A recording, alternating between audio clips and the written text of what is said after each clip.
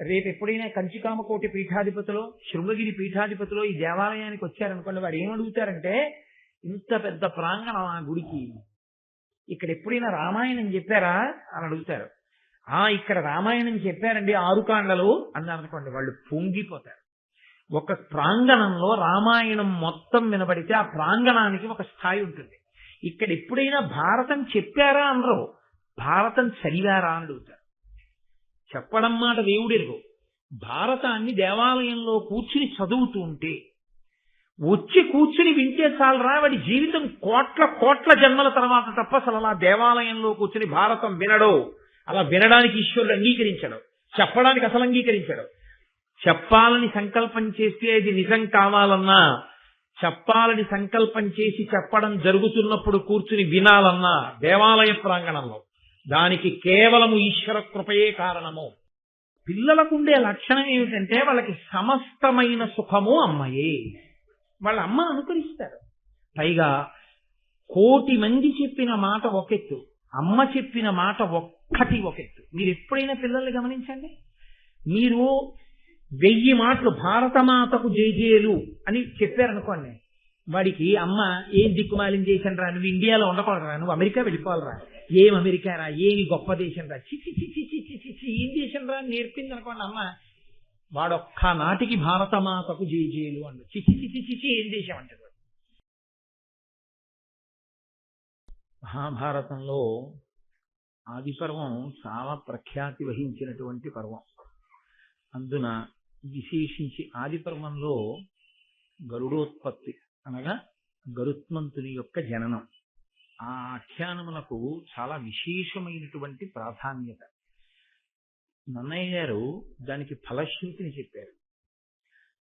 అది అనేక విధాలుగా మంత్రరహస్యంగా, దివ్యమైనటువంటి దర్శనంగా, అనితర సాధ్యమైనటువంటి బలపరాక్రమములతో జన్మించినటువంటి ఒక దివ్య పురుషుని యొక్క గాథగా, తల్లిని దాస్యం నుంచి విడిపించినటువంటి ఒక ఉత్తముడైన కుమారుని యొక్క చరిత్రగా, విశేషించి ఆదిపర్వం మహాభారతాన్నంతటినీ సూక్ష్మీకరిస్తుంది. అసలు మహాభారతం కథంతా ఎందుకు నడిచిందో కేవలము గరుడోత్పత్తి ఎందే ఉంటుంది. ఆ వినత, కద్రువ, కశ్యప ప్రజాపతి ఆ కథ పునాదిగా చేసుకుని మిగిలిన మహాభారతాన్నంతటినీ నిర్మాణం చేయడం జరిగింది. నిర్మాణం చేయడం జరిగింది అంటే కల్పిత కథగా సృష్టించారని నా ఉద్దేశ్యం కాదు. కానీ జాగ్రత్తగా పరిశీలనం చేసినప్పుడు కశ్యప ప్రజాపతి, వినత, కద్రువుల యొక్క కథయే తరువాతి కాలంలో మహాభారతంగా పరిణమిస్తుంది. అంటే దాని ఉద్దేశ్యం ఏమిటి అంటే, ఇందులోని మనిషి దేని వలన పాడవుతాడో, దేని వలన మనిషి ఉన్నతిని పొందుతాడో, మనిషి యొక్క ప్రధానమైన బలహీనత ఏదో, ఏ బలహీనత మనిషిని పాడు చేసేస్తుందో, ఒక చెట్టు యొక్క తొర్రలో ప్రారంభమైనటువంటి అగ్నిహోత్రం చిట్ట చివరికి ఆ చెట్టుని ఎలా కాల్చేస్తుందో, అలా మనకి సంతోషంగా కనిపించేటటువంటి ఏ గుణం చిట్ట చివరికి మనని ఆశ్రయించిన వారిని కూడా నశింపచేస్తుందో, అటువంటి విశేషములతో కూడినటువంటి ఆఖ్యానము ఈ గరుడోత్పత్తి. అందుకే దానికి పెద్దలు చాలా ప్రాధాన్యత ఇస్తారు. అటువంటి కథని మనం మహాశివరాత్రి నాడు చెప్పుకోగలగడం కేవలం ఈశ్వరుని యొక్క నిర్హేతుక కృపాకటాక్ష వీక్షణము.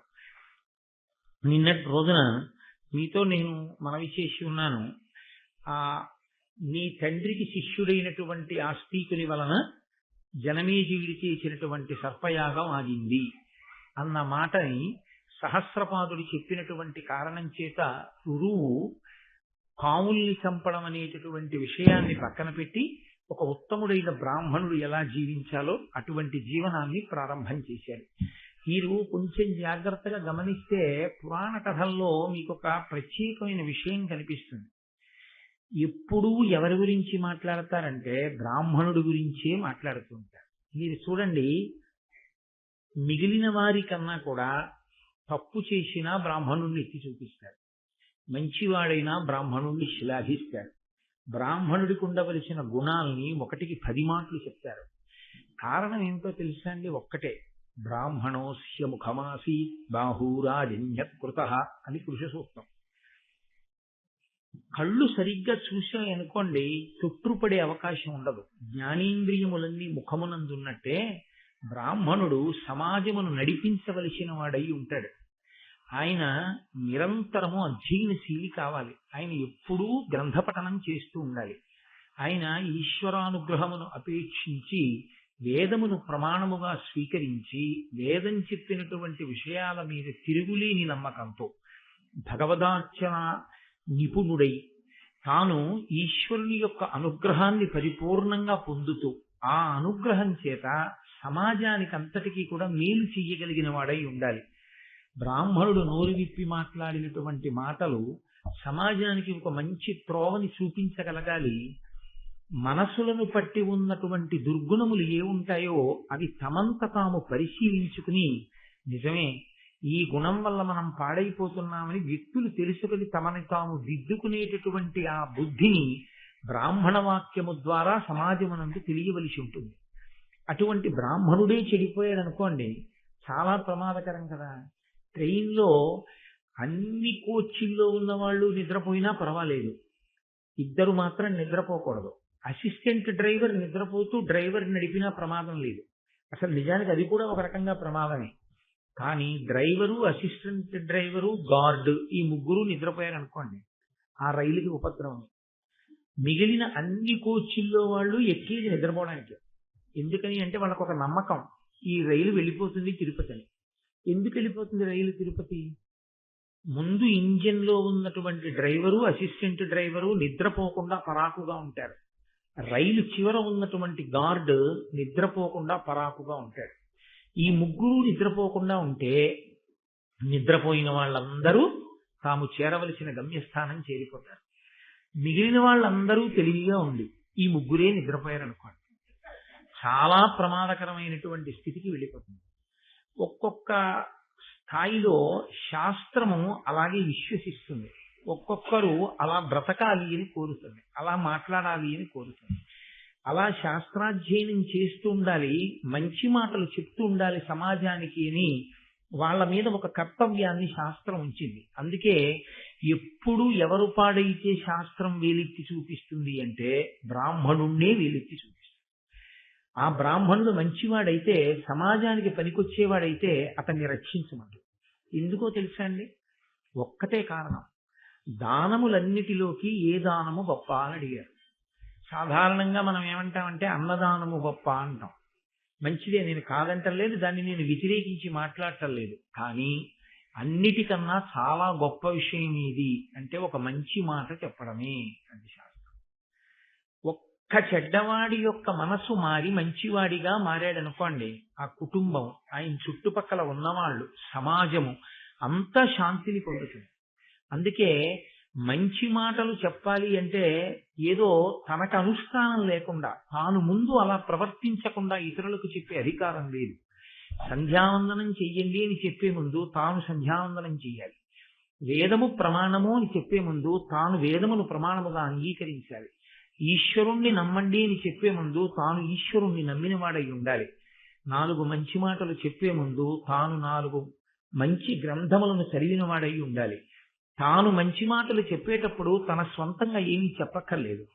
వ్యాస వాల్మీకాదులు ఏం చెప్పారో వాటిని చెప్పగలిగితే చాలు. యథార్థ కోణంలో వాళ్ళు ఏం చెప్పారో ఆ మాటని చెప్తే అవి ఎప్పటికీ ప్రజలందరికీ కూడా మార్గదర్శకములు, కరదీపికలే. దాని చేత సమాజము ఉద్ధరింపబడుతుంది. అందుకే సన్యసించి పీఠాధిపత్యంలో ఉన్న మహాపురుషులు కూడా అనుగ్రహ భాషణం చేస్తారు. ఎందుకు చేస్తారు అంటే నిజానికి వాళ్ళ స్వరూపం మౌనం. వాళ్ళల్లో వాళ్ళు రమిస్తూ ఆత్మగా ఆనందమును అనుభవిస్తూ ఉంటారు. అటువంటి వ్యక్తులు దేని కొరకు మాట్లాడతారంటే మేము మాట్లాడకపోతే సమాజానికి మార్గం ఎలా తెలుస్తుంది అని మాట్లాడతారు. అందుకే వారు మాట్లాడడము కూడా త్యాగమే అని అభివర్ణించింది శాస్త్రం. కాబట్టి గరుడోత్పత్తిని ప్రారంభం చేస్తూ నన్నయ్య గారు ఒక మాట చెప్తారు. కృతయుగంలో కశ్యప ప్రజాపతి అనేక మంది భార్యలతో ఉండేవాడయ్య. మళ్ళీ అదొక గమ్మత్తు, బ్రాహ్మణునకు 4 వర్ణముల వారిని భార్యలుగా స్వీకరించడానికి అధికారం ఉంది. అయితే దానికి కొన్ని ప్రత్యేకమైనటువంటి పరిస్థితులు ఉంటాయి. ఆయా పరిస్థితుల యందు మాత్రమే స్వీకరించాలి తప్ప అధికారం ఉంది కదా అని స్వీకరించకూడదు. ఏకపత్ని వ్రతమే అన్నిటికన్నా సర్వోత్కృష్టమైనటువంటి వ్రతం. కానీ కొన్ని కొన్ని కారణముల చేత 4 వర్ణముల వారిని వివాహం చేసుకోవడం అనేటటువంటిది బ్రాహ్మణుడికి శాస్త్రంలో అంగీకరింపబడినటువంటి సిద్ధాంతం. కశ్యప ప్రజాపతి అంతమంది భార్యల్ని స్వీకరించాడు అంటే కారణం ఒక్కటే, చతుర్ముఖ బ్రహ్మగారు ఆయన్ని ఆదేశించాడు. ఈ భూమి మీద ఎన్నో రకాలైనటువంటి ప్రాణిజాతము ఉత్పత్తి జరిగేటట్టుగా చాలా గొప్ప తేజస్సు కలిగిన వాడివి కనుక, నీవు ప్రజాపతివి కనుక, నా పుత్రుడు కనుక, ప్రజోత్పత్తి జరగడం కోసం అనేకమైన ప్రాణులు సృజింపబడాలి. ఇన్ని రకాలైన ప్రాణులు సృజింపబడడానికి నీవు తగినటువంటి పరిశ్రమ చేయవలసినది అని ఆజ్ఞాపిస్తే, ఈ భూమి మీద ఉన్నటువంటి అనేక రకములైనటువంటి ప్రాణులు పాములతో సహా అన్నీ కశ్యప ప్రజాపతి బిడ్డలే. ఆ మాటకొస్తే ఈ భూమి కూడా కశ్యప ప్రజాపతిది. కాశ్యపి అని పేరు. ఈ భూమిని కశ్యప ప్రజాపతి దానం పట్టాడు. అందుకే కశ్యప ప్రజాపతి యొక్క స్పర్శ లేకుండా మీకు ఎక్కడ ఏది ఉండదు. అంతటి మహాపురుషుడైన ఆ కశ్యప ప్రజాపతికి ఉన్న భార్యలలో వినత, కదురువ, లేదా కదురువ వినత పెద్ద భార్యగా, వాళ్ళిద్దరూ కూడా ఆయన భార్యలు. ఇద్దరే భార్యలు మాత్రము కాదు, వాళ్ళిద్దరూ కూడా ఆయన భార్యలు. ఈ కథకి సంబంధించినంత వరకు ఆ ఇద్దరు భార్యల యొక్క విశేషమే ప్రముఖముగా అవసరము కనుక కశ్యప ప్రజాపతి భార్యలుగా ఇద్దరి గురించే ప్రస్తావన చేయబడుతూ ఉంటుంది. వారు భర్తని ప్రార్థన చేశారు, నీ తేజస్సు వలన మేము సంతానమును పొందాలని అనుకుంటున్నాము. ఇలా అడిగే ముందు కొన్ని వేల సంవత్సరములు ఆయనకి పరిచర్య చేశారు. ఇది సనాతన ధర్మంలో ఒక గొప్ప విచిత్రమైనటువంటి విషయం. వివాహం చేసేటప్పుడు సంకల్పం ఏమని చెప్తారంటే ప్రజాపత్యర్థం అని చెప్తారు. అంటే ధర్మబద్ధమైన సంతానమును పొందుట కొరకు మాత్రమే వివాహం అనేటటువంటి ప్రక్రియ వచ్చింది. ఆర్షధర్మం చాలా చాలా గొప్పది. ఎందుచేతనంటే మనిషి యొక్క బలహీనతని బలంగా మార్చే ప్రయత్నం చేస్తుంది. నువ్వు ఇది చెయ్యకూడదు అని చెప్పి విడిచిపెట్టేశాను అనుకోండి, అది చెయ్యకుండా మీరు ఉండలేరు. మీరు కొంచెం జాగ్రత్తగా ఆలోచించండి. శాస్త్రంలో చాలా కష్టమైంది ఏమిటంటే విహిత కర్మాచరణము తేలిక, నిషిద్ధ కర్మ పరిత్యాగము చాలా కష్టం. మీరు స్నానం చెయ్యండి అని నేను అన్నాను అనుకోండి, మీరు స్నానం చేయడం తేలిక. మీరు స్నానం చేసేటప్పుడు మాత్రం రావణాసురుని జ్ఞాపకం తెచ్చుకోకండి అని నేను అన్నాను అనుకోండి, రావణాసురుణ్ణి జ్ఞాపకం తెచ్చుకోకుండా స్నానం చేయడం చాలా కష్టం. రావణుణ్ణి జ్ఞాపకం తెచ్చుకోవద్దన్నాడు, అదే గుర్తొస్తుంది. నిషిద్ధ కర్మని విడిచిపెట్టలేడు, అది మనిషి యొక్క బలహీనత. దానికి కారణం ఏమిటి అన్నది నేను మీతో ప్రస్తావన చేశాను. కోట్ల జన్మలుగా తరువుకొచ్చినటువంటి వాసనా బలం మనిషిని ఒక స్థాయిలో నిలబడనివ్వదు, కిందకి లాగేస్తుంటుంది. రామకృష్ణ పరమహంస ఒక ఆఖ్యానం చెప్తుండేవారు. గోడ పట్టుకుని పైకి ఎక్కి వెళ్ళిపోతూ ఉంటుంది ఒక్కొక్క ప్రాణి. దాన్ని క్షత్రియులు కోటల్ని స్వాధీనం చేసుకునేటప్పుడు దాని తోక పట్టుకుని తోకకు తాడు కట్టి పైకి ఎక్కుతూ ఉంటారు. వెనకటికి పిల్లలు దాని మీద కొంచెం కోపం వచ్చి దాన్ని ఇబ్బంది పెట్టాలని దాని తోకకి పెద్ద పెద్ద రాళ్లు కట్టారు. అది 4 అడుగులు పైకి ఎక్కి తోక బరువు కింద పడిపోయింది. అలా అనుష్ఠానంలో 4 అడుగులు ముందుకేస్తే 10 అడుగులు వెనక్కి లాగేస్తుంది. ఏది అంటే నిషిద్ధ కర్మని పరిత్యజించలేని బలహీనత. ఏది చెయ్యవద్దు అని శాస్త్రం చెప్పిందో అది చెయ్యకుండా మనిషి ఉండలేడు. దాన్ని గెలవడమే చాలా చాలా కష్టం. మనకి శాస్త్రంలో ప్రజాపత్యర్థం అని వివాహానికి మంత్రం శాస్త్రం ఎందుకు చెప్పిందో తెలుసా అండి? ఇది సనాతన ధర్మం యొక్క గొప్పతనం, ఋషుల యొక్క గొప్పతనం. ఒక వయస్సు వచ్చిన తరువాత మనసు కామమును పొందడము అనేటటువంటిది ప్రకృతి సహజమైనటువంటి విషయం. ఈ కామాన్ని వరంగా ఎవరు వాడుకుంటాడో వాడు అభ్యున్నతిని పొందుతాడు. వరంగా వాడుకోవడం మనిష్టమే. దాన్ని విశృంఖలత్వం పొంది హీనోపాధుల్లోకి వెళ్ళిపోవడానికి మనం ప్రవర్తించేటటువంటి స్వేచ్ఛయే కారణము. ధర్మపత్ని అని కామాన్ని ధర్మంతో ముడేసేస్తారు. ముడివేసి స్త్రీని తీసుకొచ్చి పక్కన కూర్చోబెడతారు. ఇప్పుడు ఆమె యందు అనురక్తుడై ఉంటే ఏమి దోషం లేదు. ఆయన కామము ఆవిడ యందు మాత్రమే ఉంటే అది ధార్మిక కామము. ఈ ధార్మిక కామమునకు ఫలితము పుత్రుడనబడేటటువంటి అర్థము. డబ్బు ఎలా ఉపయోగపడుతుందో అలాగే కొడుకు అనబడేటటువంటి అర్థం కూడా అనేక ప్రయోజనములను తీసుకొస్తాడు. తాను సంధ్యావందనం చెయ్యలేని రోజంటూ వస్తే కొడుకు చేస్తాడు తన బదులు. తనకి ప్రాణోత్క్రమణం అయిపోతుంటే 1,00,000 తేళ్లు కుట్టిన బాధ కలుగుతుంది అంటుంది గరుడ పురాణం. అప్పుడు కొడుకు ఒళ్ళో తల పెట్టుకుని ప్రాణోత్క్రమణం అవుతుంటే చాలా మనసు ప్రశాంతంగా ఉండి ఆ బాధ ఉండదు అంటుంది. ప్రాణోత్క్రమణ సమయమునందు మరణవేదనలో విపరీత దుఃఖం కలగకుండా ఉంచగలిగిన ఏకైక స్థానం పుత్రుడి యొక్క ఒడి ఒక్కటే. అందుకే ఐశ్వర్యములలోకెల్లా మహదైశ్వర్యం పుత్రగాత్ర పరిష్వంగమే. కొడుకుని కౌగిలించుకోగలగడం అంటే, కొడుకుని కౌగిలించుకోవడం అంటే దాని అర్థం ఏంటి? తండ్రి కొడుకు ఒక్క ఇంట్లో ఉండగలగడం. ఉంటే ప్రతిరోజు కొడుకుని చూడగలడు. ఎప్పుడు ప్రేమ కలిగితే అప్పుడు కొడుకుని ముట్టుకోగలడు.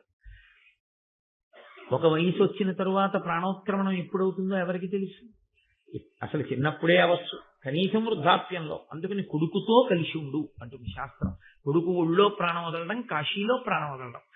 ప్రాణం వదిలిన తరువాత తండ్రి చేసుకున్నా చేసుకోకపోయినా పుణ్యాన్ని కొడుకు గయాశ్రాద్ధం పెడతాడు. గయ వెళ్ళి శ్రాద్ధం పెట్టినటువంటి కారణం చేత పునరావృత్తి రహిత శాశ్వత శివ సాయుధ్య స్థితిని ఆ తండ్రి పొందుతాడు.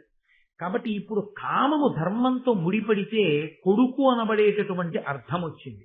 డబ్బు ఒక్కటి ఉంటే ఇల్లు కొనుక్కోవచ్చు, కారు కొనుక్కోవచ్చు, స్థలం కొనుక్కోవచ్చు, పొలం కొనుక్కోవచ్చు, బట్టలు కొనుక్కోవచ్చు, నగలు కొనుక్కోవచ్చు. కొడుకు ఒక్కడుంటే ఇన్నిటినీ ఇస్తాడు. కూతురు ఒక్కతుంటే కన్యాదాన ఫలితం చేత గట్టెక్కిస్తుంది. కాబట్టి ఈ సంతానము కలగడం కొరకు మాత్రమే వివాహం. ఆ సంతానమే కలగకపోతే ఆ వివాహము ఇబ్బందికరమైపోయింది అని గుర్తు. కాబట్టి వివాహమునందు సంకల్పం ఒక్కటే, ప్రజాపత్యర్థం, బిడ్డల కొరకు. ధర్మంతో కామాన్ని ముడివేస్తారు తప్ప కేవలము కామోపభోగం కొరకు గృహస్థాశ్రమంలో ప్రవేశించడం అన్నది సనాతన ధర్మమునందు లేనే లేదు. అసలు దాని కొరకు అది లేదు. అందుకే ప్రజాపత్యర్థం. కాబట్టి ఇప్పుడు పుట్టేటటువంటి సంతానము తేజోవంతులు కావాలి. ఆ తేజోవంతులైనటువంటి సంతానము తనని ఉద్ధరించడంతో సరిపోదు. వాడు తప్పు పని కాని చేశాడో, చెయ్యకూడని పనులు వాడు చేశాడో, అంతకు ముందు పుణ్యం చేసుకుని స్వర్గలోకానికి వెళ్ళి ఎన్నో దాన ధర్మాలు చేసినటువంటి స్వర్గలోకంలో ఉన్న 7 తరాల వాళ్ళని తీసుకొచ్చి నరకంలో దారేస్తారు. ఇలాంటి వాడిని కన్నాం, ఇదిగో 7 తరాల్లో పుట్టాడు అలాంటి వాడని. అందుకే కొడుకుని కనడంతో సరిపోదు, ఆ కొడుక్కి సరి అయినటువంటి బుద్ధి నేర్పించడం కూడా తండ్రి యొక్క కర్తవ్యంగా ఉంటుంది. అందుకే ఒక్క సరి అయిన భార్య లభించకపోతే ఆ జన్మ పోతుంది. సరి అయిన పుత్రుడు జన్మించకపోతే తనతో పోదు, 7 తరాలు పోతాయి. అందుకే పూర్వం ఏం చేసేవారంటే, ధర్మపత్నిని స్వీకరించగానే కేవలము కామోపభోగము కాదు, ధర్మపత్నితో కలిసి ఈశ్వరార్చన చేసేవారు. ఇప్పటికీ మనకి వివాహ కాండలో యథార్థమునకు స్థాళీపాకము అని ఒకటి ఉంది. అందులో వడ్లు దంచాలి. నేను నిన్నటి రోజున మీతో మనవి చేశాను, అది ఎంత ముఖ్యమైందో. భర్త హోమం చేస్తుంటే వధువు వడ్లు దంచుతుంది. వడ్లు దంచి ఆ అన్నంతో కొంతమంది బ్రాహ్మణులకి ఔపోసన పోసుకుంటారు. ఆ రోజున పోసుకుని భోజనం పెట్టాలి. అక్కడతో గృహస్థాశ్రమం నిజానికి ప్రారంభం. అగ్నికార్యం తర్వాత చేయవలసిన మంచి పని. దైవ కార్యములను చేసి అది ఎవరు ప్రధానంగా దానికి కర్త? పిల్లవాని యొక్క తండ్రి. ఆయనకి ధర్మం తెలిసి ఉండాలి.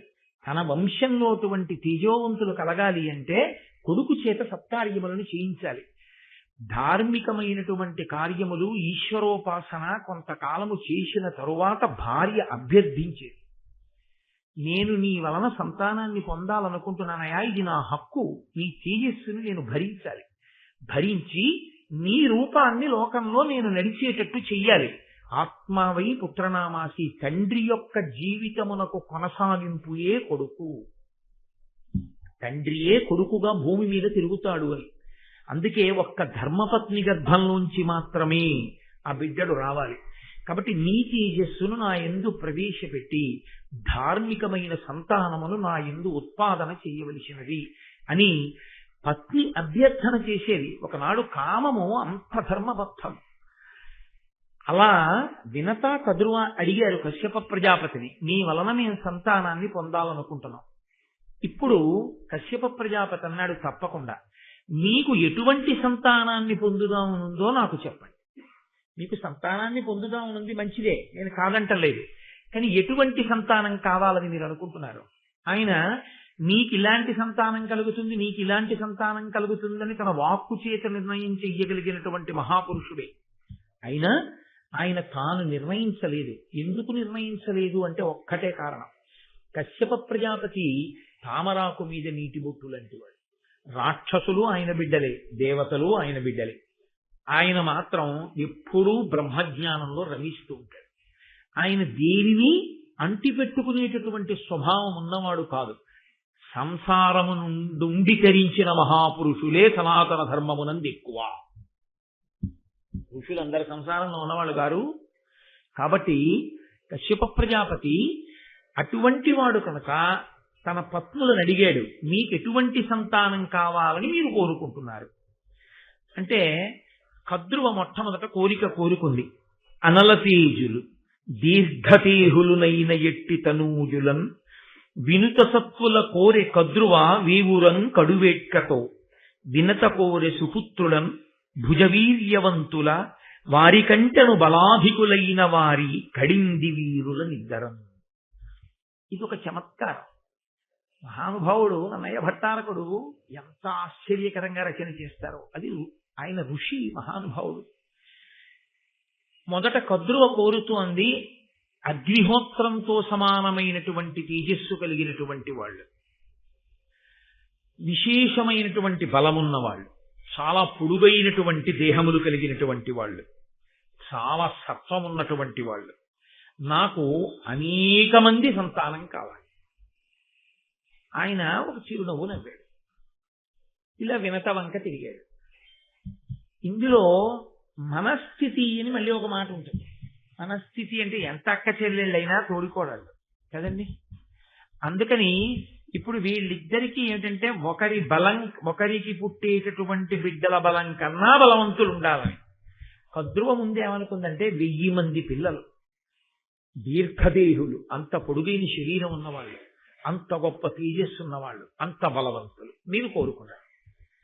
ఇప్పుడు ఆవిడ మనసులో ఏదైనా కోపం ఉంటుందా అంటే ఉంది అని చెప్పడం చాలా కష్టం. ఎందుకంటే ఆవిడ కోరి ఊరుకుందండి. వెంటనే వినత వంక చూశాడు కశ్యప ప్రజాపతి. ఆవిడంది, ఈవిడ ఎంత బలం ఉన్న పిల్లలు కావాలని కోరుకుందో అంతకన్నా బలవంతులైన పిల్లలు. ఇప్పుడు ఏమవుతుంది కద్రువకి? అమ్మ బాబోయ్, దీని మనసులో ఇంతుందన్నమాట అన్న భావన వస్తుందా రాదా? ఈమె ఎంత బలవంతులైన బిడ్డలు కావాలని కోరుకుందో అంతకన్నా బలవంతులైనటువంటి బిడ్డలు సుపుత్రులను. ఇది చాలా గొప్ప మాట విషయం. ఒక తండ్రి సంతోషించవలసినటువంటి మాట అక్కడ విషయం. ఇది వినత యొక్క అదృష్టం. ఆ మాట ఆవిడ నోటి వెంట రావడమే అదృష్టం. సుపుత్రులైతే తల్లి కీర్తి కన్నా తండ్రిని బాగా ఉన్నతమైనటువంటి స్థానంలో నిలబెడతాడు. తల్లి సరే, తల్లిని ఆనందపరుస్తాడు, కానీ ఆ కొడుకు వలన ముందు పేరు పొందేటటువంటి వాడు ఎవరంటే తండ్రి. కాబట్టి సుపుత్రులైనటువంటి వారు నాకు కావాలి. అపారమైనటువంటి బలపరాక్రమములు కలిగిన వారు, కద్రువుకి పుట్టబోయేటటువంటి సంతానము కన్నా బలము కలిగినటువంటి వారు 2 పుత్రులు నాకు కావాలి. ఆమె అనేక మంది అని అడిగింది, ఈవిడ 2 అంది. 2 పుత్రులు కావాలి. కశ్యప ప్రజాపతి అన్నారు, తథాస్తు, అలాగే జన్మించెదరుగాక. ఇప్పుడు ఆయన ఏం చెయ్యాలి? వాళ్ళు కోరుకున్న బిడ్డలు ఎలాంటి వాళ్ళు కావాలనుకున్నారో అలాంటి బిడ్డలే పుట్టాలంటే దైవానుగ్రహాన్ని సంపాదించాలి. అందుకని ఆయన పుత్రకామేష్ఠి చేశాడు. ఇక్కడ మీరు ఒక శాస్త్ర రహస్యాన్ని కొంచెం జాగ్రత్తగా పట్టుకోవాల్సి ఉంటుంది. తేజోవంతమైన సంతానము కలగడానికి కారణము ఒక్కటే. వంశంలో ఎక్కడో మహాపురుషులు ఉంటారు. ఎక్కడో మహాపురుషులు అపారమైనటువంటి భగవద్భక్తి తత్పరులు, చాలా ప్రసన్నమైనటువంటి హృదయంతో దాన ధర్మాదులు చేసినటువంటి వారి యొక్క పుణ్య విశేషాన్ని బిడ్డలు అనుభవిస్తారు. నేను మీకు పరమ యథార్థం చెప్తాను ఇవాళ. ఒకడికి కలిసి వచ్చి కోట్లు వచ్చాయంటే అది వాడి గొప్ప కాదు. మీరు బాగా గుర్తుపెట్టుకోండి. ఎప్పుడు వాళ్ళ వంశంలో అంతకుముందు అందరూ కోట్లున్న వాళ్ళు కారు, పరమ పేదవారు ఉంటారు. కానీ ఎప్పుడో అప్పుడు ఆ వంశంలో తండ్రో తాతో ఎవరో ఒళ్ళంతా చెమట పట్టేటట్టుగా కష్టపడి సంపాదించుకున్న 4 రూకలలో విశాల హృదయంతో పరమ ప్రేమతో ఎక్కడో అతిథికో భగవంతుడికో భగవద్భక్తుడికో తెలిసో తెలియకో ఏదో దానం చేశాడు. ఆయన చేసిన దానం ఉందే అది కోట్ల కోట్ల రెట్లై కూర్చుంటుంది. ఆ కూర్చున్న పుణ్యం ఉందే దాన్ని బిడ్డలు అనుభవిస్తారు. అనుభవించి ఈయనకి సంపద వస్తుంది. ఇప్పుడు దీని కొనసాగింపు ఎక్కడుంటుందో తెలుసా అండి? వీళ్ళు చేసే దాన ధర్మాల మీద వీళ్ళ భక్తి తత్పరత మీద ఉంటుంది. దీన్ని కేవలం దాచుకోవడమే వచ్చింది అనుకోండి, క్రమంగా క్షయమైపోతుంది. అలా కాకుండా దాన ధర్మాలు చెయ్యడం, అందులో ఒడితిరిగి దానము ధర్మము గురువు గారిని సంప్రదించి చేయవలసి ఉంటుంది. తప్పకుండా. అలా కాకుండా మీ సొంతంగా చేశారనుకోండి, అపాత్రదానం జరిగితే దాని వలన ఎంతమందికి ప్రమాదాలు వచ్చాయో దానికి బాధ్యులు మీరై కూర్చుంటారు. ఎందుచేతనంటే చెయ్యకూడని దానం చేసేసారనుకోండి, దాని వలన అపాత్రుడు కూడా బలపడిపోయాడు అనుకోండి, అపాత్రుడు బలపడి సమాజానికి ప్రమాదం తెచ్చాడు అనుకోండి, దానికి కారణం మీరే అవుతారు. అందుకే విద్యార్థులకి ఉపకార వేతనాన్ని తమంత తాముగా చెల్లించి వృద్ధిలోకి రావాలి, విద్యార్థులని డబ్బు కట్టి స్కాలర్షిప్లు ఇచ్చేవాళ్ళు కూడా అలా డబ్బిచ్చే ముందు విద్యార్థులందరినీ కూర్చోపెట్టి పెద్దల్ని తీసుకొచ్చి వాళ్ళకి 4 మంచి మాటలు చెప్పించి ఇప్పిస్తే ఆ తర్వాత వాడు పాడైతే ఈయన మీదకి రాదా పాపం. లేకపోతే ఈ డబ్బుతో చదువుకుని వాడు కూలిపోయే బ్రిడ్జీలు కట్టేవాడు, మందులు కల్తీ రకం తయారు చేసేవాడు, లోకాన్ని పాడు చేసేవాడు తయారైతే అటువంటి విద్య గరపినటువంటి పాపం ఈయన ఖాతాలో కూడా పడుతుంది. ఈయన 4 మంచి మాటలు చెప్పించి సహృదయంతో ఇచ్చేసాడు అనుకోండి, ఈయన మీదకి రాదు. అందుకే దానము ధర్మము ఈ రెండిటి యందు గురువుని సంప్రదించండి అని చెప్తారు. కాబట్టి చేసేటటువంటి పని యందు చాలా జాగ్రత్తగా చెయ్యడము, మెళకువతో చెయ్యడము అనేటటువంటిది చాలా చాలా అవసరమై ఉంటుంది.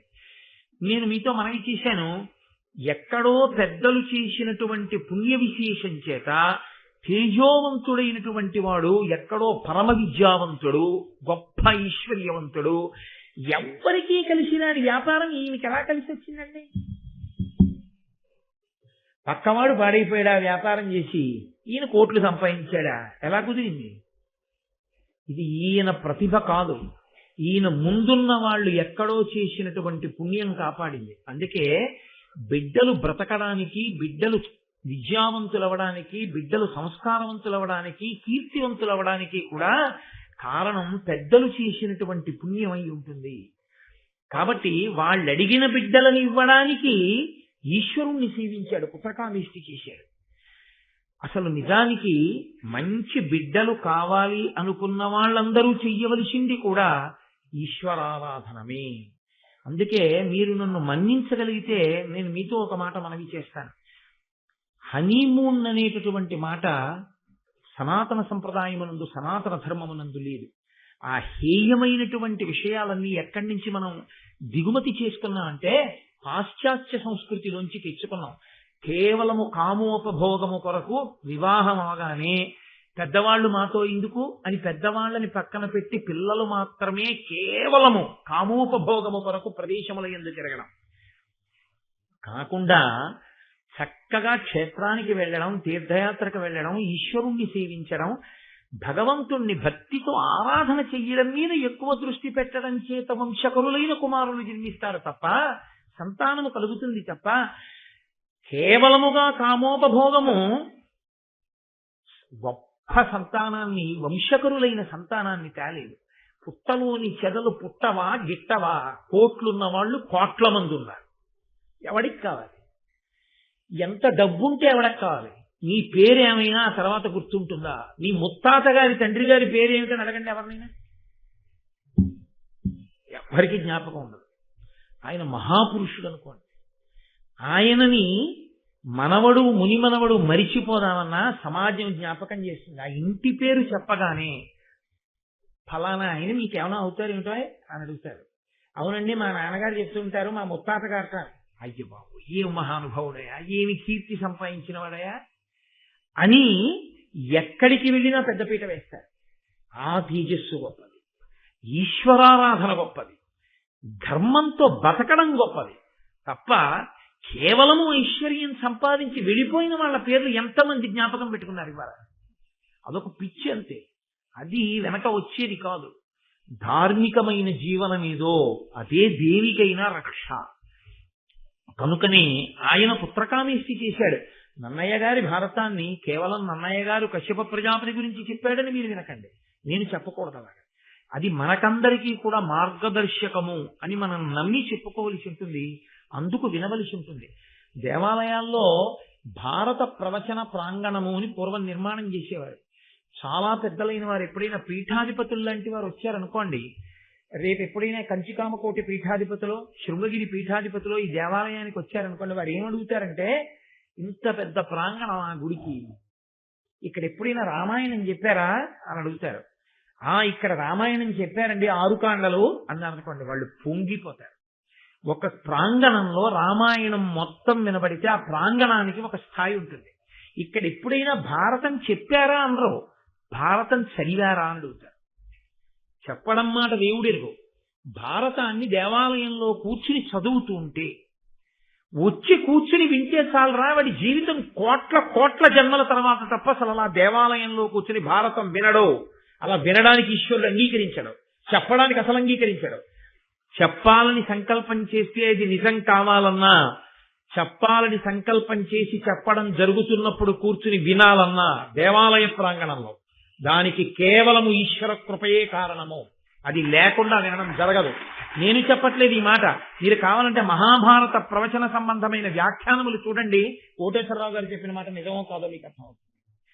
కాబట్టి ఆయన పుత్రకామేష్టి చేశాడు కశ్యప ప్రజాపతి, దేవతల యొక్క అనుగ్రహాన్ని పొందాడు.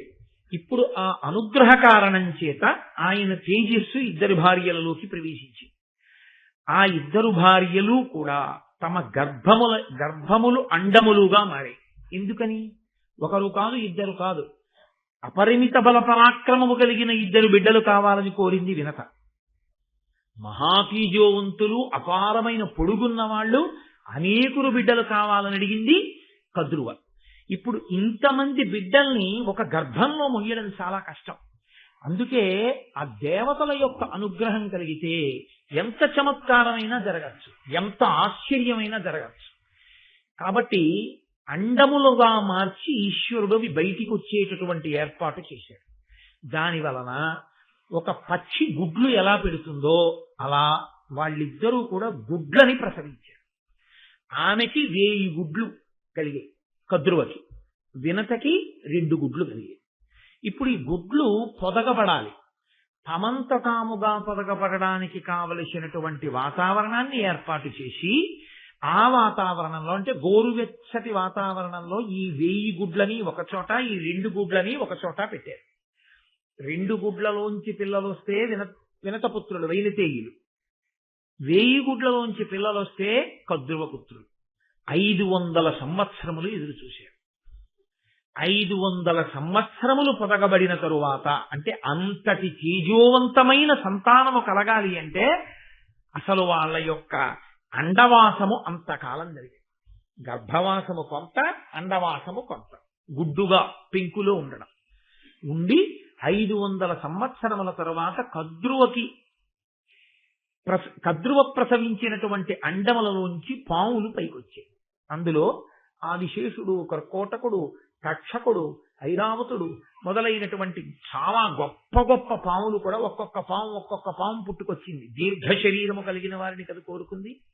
1000 పడగలతో భూమండలాన్నంతటి మోయగలిగినటువంటి ఆదిశేషుడి నుండి కర్కోటకుడి వరకు, తక్షకుడి వరకు, ఐరావతుడి వరకు 1000 మంది బిడ్డలు, 1000 పాములు ఆమెకి జన్మించాయి. కాకి పిల్ల కాకి ముద్దు, ఆవిడ అలా కోరుకుంది. ఆవిడికి సర్పములు కలగాలి అని ఆవిడ కోరుకుంది, కాబట్టి ఆవిడ సంతోషించింది. పాములు పుడితే భయపడలేదా అండి, పాములు పుడితే బెంగ పెట్టుకుందా అండి అని మనం అడగకూడదు. మీకు నేను ఒక విషయాన్ని ఈ సందర్భంలో ప్రస్తావన చేయవలసి ఉంటుంది. యథార్థముగా జరిగిన సంఘటన ఒకటి మీకు చెప్తాను. ఒక ఆవిడికి నిజంగా పాము పుట్టింది ఒకప్పుడు. చంద్రశేఖర పరమాచార్య స్వామి వారు కంచికామకోటి పీఠాధిపత్యంలో ఉన్న రోజుల్లో ఈ సంఘటన గురించి ప్రస్తావన చేశారు. ఆయన ఆమెకి పాము పెడితే ఆమె తల్లితనంతో ఆ పాము పిల్లని ఎంతో ప్రేమగా పెంచుకుంది. ఆ పాము పిల్ల వచ్చి ఆవిడ పక్కలో పడుకునేది. ఆవిడ పాము పిల్లకి పాలు పట్టడం కోసం అది వచ్చి ఆకలేస్తే అమ్మ ఒళ్ళో తిరుగుతుంటే రోటి కన్నంలో గోరువెచ్చటి పాలు పోసేది. రోటికి కన్నం ఉంటుంది కదండి, ఈ పాము ఆ రోటి కన్నంలోకి ఎక్కి పాలు తాగుతుంది. ఒకానొకప్పుడు ఈవిడ పుట్టింట్లో ఏదో ఒక శుభకార్యానికి వెళ్ళవలసి వచ్చింది. ఈ పిల్లని తీసుకుని వెళితే అందరూ విచిత్రంగా చూస్తారేమో, అందరూ అలా చూస్తే తనకి చిన్నతనం కాదు కానీ తన బిడ్డడు భయపడతాడేమో అని అది తల్లి ప్రేమ అంటే.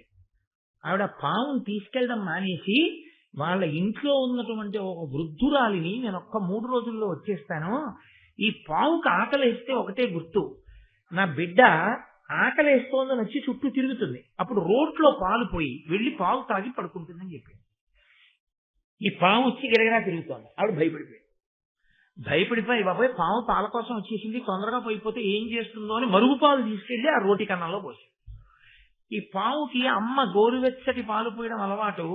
ఆ పాము వెళ్ళి గభాలన గడగడా తాగడం కోసం తొందరగా నోరు పెట్టింది. పెట్టగానే నోరు కాలిపోయి గబగబ తండుకోవడంలో నురుపుగా ఉన్న రాయి నుంచి రోటి కన్నంలో పడిపోయి ఆ మరుగు పాలలో ఆ పాము శరీరం విడిచిపెట్టి తల్లికి కల్లోకి వచ్చి అమ్మ నేను చనిపోయానమ్మా, రోటి కన్నంలో వేడి పాలు పోసేసిందమ్మా నాన్నమ్మ, నేను చనిపోయాను అమ్మ, నీకు తర్వాత పుట్టే బిడ్డలకి నా పేరు పెట్టుకోవాలని యథార్థంగా జరిగిన సంఘటన. నేను కాదు, కామకోటి పీఠాధిపతులు పరమాచార్య చెప్పిన సందర్భం. కాబట్టి పాములకు తల్లి అయితే ఆవిడ బెంగబెట్టుకుంటుందా అని మీరు ప్రశ్న వేయకూడదు. అసలు నేను మీకు ఒక యథార్థం చెప్పనా, అన్నీ ఉన్న పిల్లల మీద తల్లికున్న ప్రేమ కన్నా అవకరాలున్న పిల్లల మీదే తల్లికి ప్రేమ. అమ్మ ఏడిచినా, అమ్మ బెంగెట్టుకున్నా, నోములు చేసినా, వ్రతాలు చేసినా ఎవరి కోసమో తెలుసా అండి? అవకరం ఉన్న పిల్లల కోసమే అమ్మ ఎక్కువ బెంగ పెట్టుకుంటుంది. పాపులైన వారు అయ్యో వీళ్ళు ఎలా మారినా చెంతకి చేరుతారని పరమేశ్వరుడు ఎలా బెంగ పెట్టుకుంటాడో అమ్మ అలా బెంగ పెట్టుకుంటుంది. అందుకే పరమేశ్వరుడు ఎటువంటి వాడో తల్లి అటువంటిది. తల్లికి పరమేశ్వరుడికి అభేదం. అంత గొప్పవాడైనా తండ్రికి ప్రథమ నమస్కారం లేదు. మాతృదేవో భవ, అమ్మకే నమస్కారం. సరే, కనుక ఆమె పరమ సంతోషంగా పరమ ప్రేమగా ఆ బిడ్డల్ని పెంచుతోంది. వినత చూసింది. చూసి ఆవిడ అతిశయము కలిగినటువంటి స్త్రీ. అతిశయము అన్న మాటకు అర్థం ఏమిటో తెలుసా అండి? విశ్వాసము అని ఒకటి ఉంటుంది, అతి విశ్వాసము అని ఒకటి ఉంటుంది. విశ్వాసము అంటే తను నమ్మినది, తను చదివినది, తను చేస్తున్నది సత్యము, ఇది మంచిది. అతి విశ్వాసము అన్న మాట ఎక్కడ వస్తుందో తెలుసా అండి? నా బుద్ధితో నేను ఆలోచించి చెప్పేది ఏది ఉంటుందో దానికి తిరుగులేదు అన్న అతిశయం. ఇది ప్రమాదకారి. ఇది ఎక్కడో అక్కడ పప్పులో కాలేయిస్తుంది. వేయించినప్పుడు ఎలా ఉంటుందో తెలుసా అండి? ఏదో చిన్న చితకాతో పోదు, పట్టిన అహంకారం అంతా వదిలిపోయేటట్టుగా జాడించేస్తుంది. సాకళ్ళు బండకేసి బట్టలు కొడతారే అలా కొడుతుంది అతి విశ్వాసం. అతి విశ్వాసము వలన కాని పడ్డాడో గోతులో ఇక మళ్లీ లేవడంలో చాలా చాలా కష్టం ఉంటుంది. మీరు లోకంలో ఎప్పుడైనా చూడండి, అతి విశ్వాసము మంచిది కాదు. మీరు ఒక నిర్ణయం తీసుకుని మీరే చాలా నమ్మేస్తే అవతల వారు కూడా అలాగే ఉన్నారో లేదో మీకు తెలియకపోతే, నేను అనుకున్నవన్నీ సత్యాలే అని మీరు అనుకున్న నాడు, మీరు గోతులో పడిన నాడు మీకు మళ్ళీ పైకి లేచేటప్పుడు తెలుస్తుంది ఆ బాధ. ఇదే వినతతో వచ్చిన సమస్య. అంతకు మించి ఆవిడిలో చెడ్డతనం ఏం లేదు. ఇదొక్కటే ఆవిడితో ఉన్న పెద్ద సమస్య. అందుకే నేను బాగా ఆలోచించగలను, అందుకే కద్రువ పిల్లల కన్నా బలవంతులు నాకు ఉంటే చాలు. ఆవిడికి 1000 మంది ఉంటే నాకు 2 ఉంటే చాలు. ఒక్కడు అని అడగకూడదు కాబట్టి, ఒక కొడుకు శాస్త్రంలో కొడుకు కాడు కాబట్టి 2 కొడుకులేదు. కించిత్ అతిశయ భావంతో ఉంటుంది. చాలా మనస్తత్వ శాస్త్రాన్ని మాట్లాడుతుంది మహాభారతం. కాబట్టి 500 సంవత్సరముల నుంచి ఎదురు చూస్తోంది. అక్కడ పుట్టే పిల్లల కన్నా ముందు తన పిల్లలు పుడతారని ఒక ఆశ. ఎందుకంటే వీళ్ళు ఎక్కువ బలవంతులు కదా అని తొందరగా పొదగబడతారనుకుందో ఏమో ఆవిడ. 500 సంవత్సరముల తర్వాత అక్కడ 1000 మంది పుట్టేశారు. ఇక్కడ ఒక్క గుడ్డు బదలలేదు. ఆవిడికి సిగ్గు కలిగింది. అది విచిత్రం. నన్నయ్య గారి మాటని నన్నయ్య గారి మాటగానే మీరు పట్టుకోవాలి. మీ సొంతంగా మీరేమీ అన్వయాలు చేయకూడదు. నన్నయ్య గారు వాడిన మాట ఏమిటంటే లజ్జనుంది, ఆమె సిగ్గుపడి. సిగ్గు వలన దుఃఖం అనుకోండి. దేనికి సిగ్గు? ఆవిడికి పుట్టినటువంటి గుడ్లు 500 సంవత్సరాలకు పొదగబడి తన గుడ్లు ఇంకా పొదగబడకపోతే తనదా తప్పు? అదా బిడ్డలు జన్మించే విధానం కాదు కదా. అది ఒక చిత్ర విచిత్రమైన రీతిలో పుడుతున్న బిడ్డలు వాళ్ళు. కాబట్టి వాళ్ళకన్నా బలవంతులను అడిగింది కాబట్టి ఇంకొంచెం సమయం పట్టచ్చు, ఎదురు చూడాలి. కానీ ఆమె దేనికి సిగ్గుపడిపోయిందంటే అన్నిటిలో ఆమె కన్నా నేను ముందుంటాననుకుంది. తనకన్నా ముందు తల్లి. ఇక్కడ ఎక్కడో నా విశ్వాసం దెబ్బతింది, నేను ఇంత బాగా ఆలోచించలేకపోయాను. ఇది ఆవిడ సిగ్గుపడ్డానికి కారణం. ఇప్పుడు ఆవిడ సిగ్గులో దుఃఖం వచ్చింది. దేనికి దుఃఖమో తెలుసా అండి? పిల్లలు లేరని ఏడవడానికి ఏమిటండి, గుడ్లు ఉన్నాయిగా, ఇవాళ కాకపోతే రేపు వస్తారుగా పిల్లలు. కాదు, ఆవిడ ఎందుకు ఏడిచిందంటే నేను చాలా తెలివైందాన్ని అనుకున్న నా తెలివి తెల్లవారిందని ఏడిచింది. ఎలా ఏడుస్తుంది? అలా ఏడిస్తే అందరి ముందు ఏడిస్తే బాగుపడిందని గుర్తు. తను ఒక్కతే ఏడిస్తే ఇంకా ఆ గోరోజనం తగ్గలేదని కదా. అందుకేడుస్తోంది. కానీ ఇంకా బయటికి వచ్చి నేను ఇంత తెలివైందాన్ని కాను అని అంటే కశ్యప ప్రజాపతిని చెప్పుండను, నీకెందుకు బెంగ, నీ గుడ్లోంచి కూడా పిల్లలు వస్తారు, కంగారు పడకని చెప్పాను. ఒక్కటి ఏడిచింది. అదో ప్రమాదం. అంటే తగినంత పరిణితి ఏర్పడని జీవితాలు ఎలా ఉంటాయో మీరు చూడండి. కాబట్టి ఇప్పుడు ఆమె ఏడిచి ఏడిచి ఏడిచి సిగ్గు పొంది ఎలాగైనా నేనే తెలివైందాన్ని అనిపించుకోవాలి కదా. కింద పడి కూడా భూమి మీద ఉన్నానంటే పోయే. అందుకని ఎలాగైనా సరే నేను తెలివైందాన్ని అనిపించుకోవాలన్న తాపత్రయంలో నేను తల్లినైపోయాను అనిపించేసుకోవాలని ఓ గుడ్డు పగలగొట్టి. ఓ గుడ్డు పగలగొట్టేటప్పటికి అందులోంచి ఒక పక్షి పైకి వచ్చేది.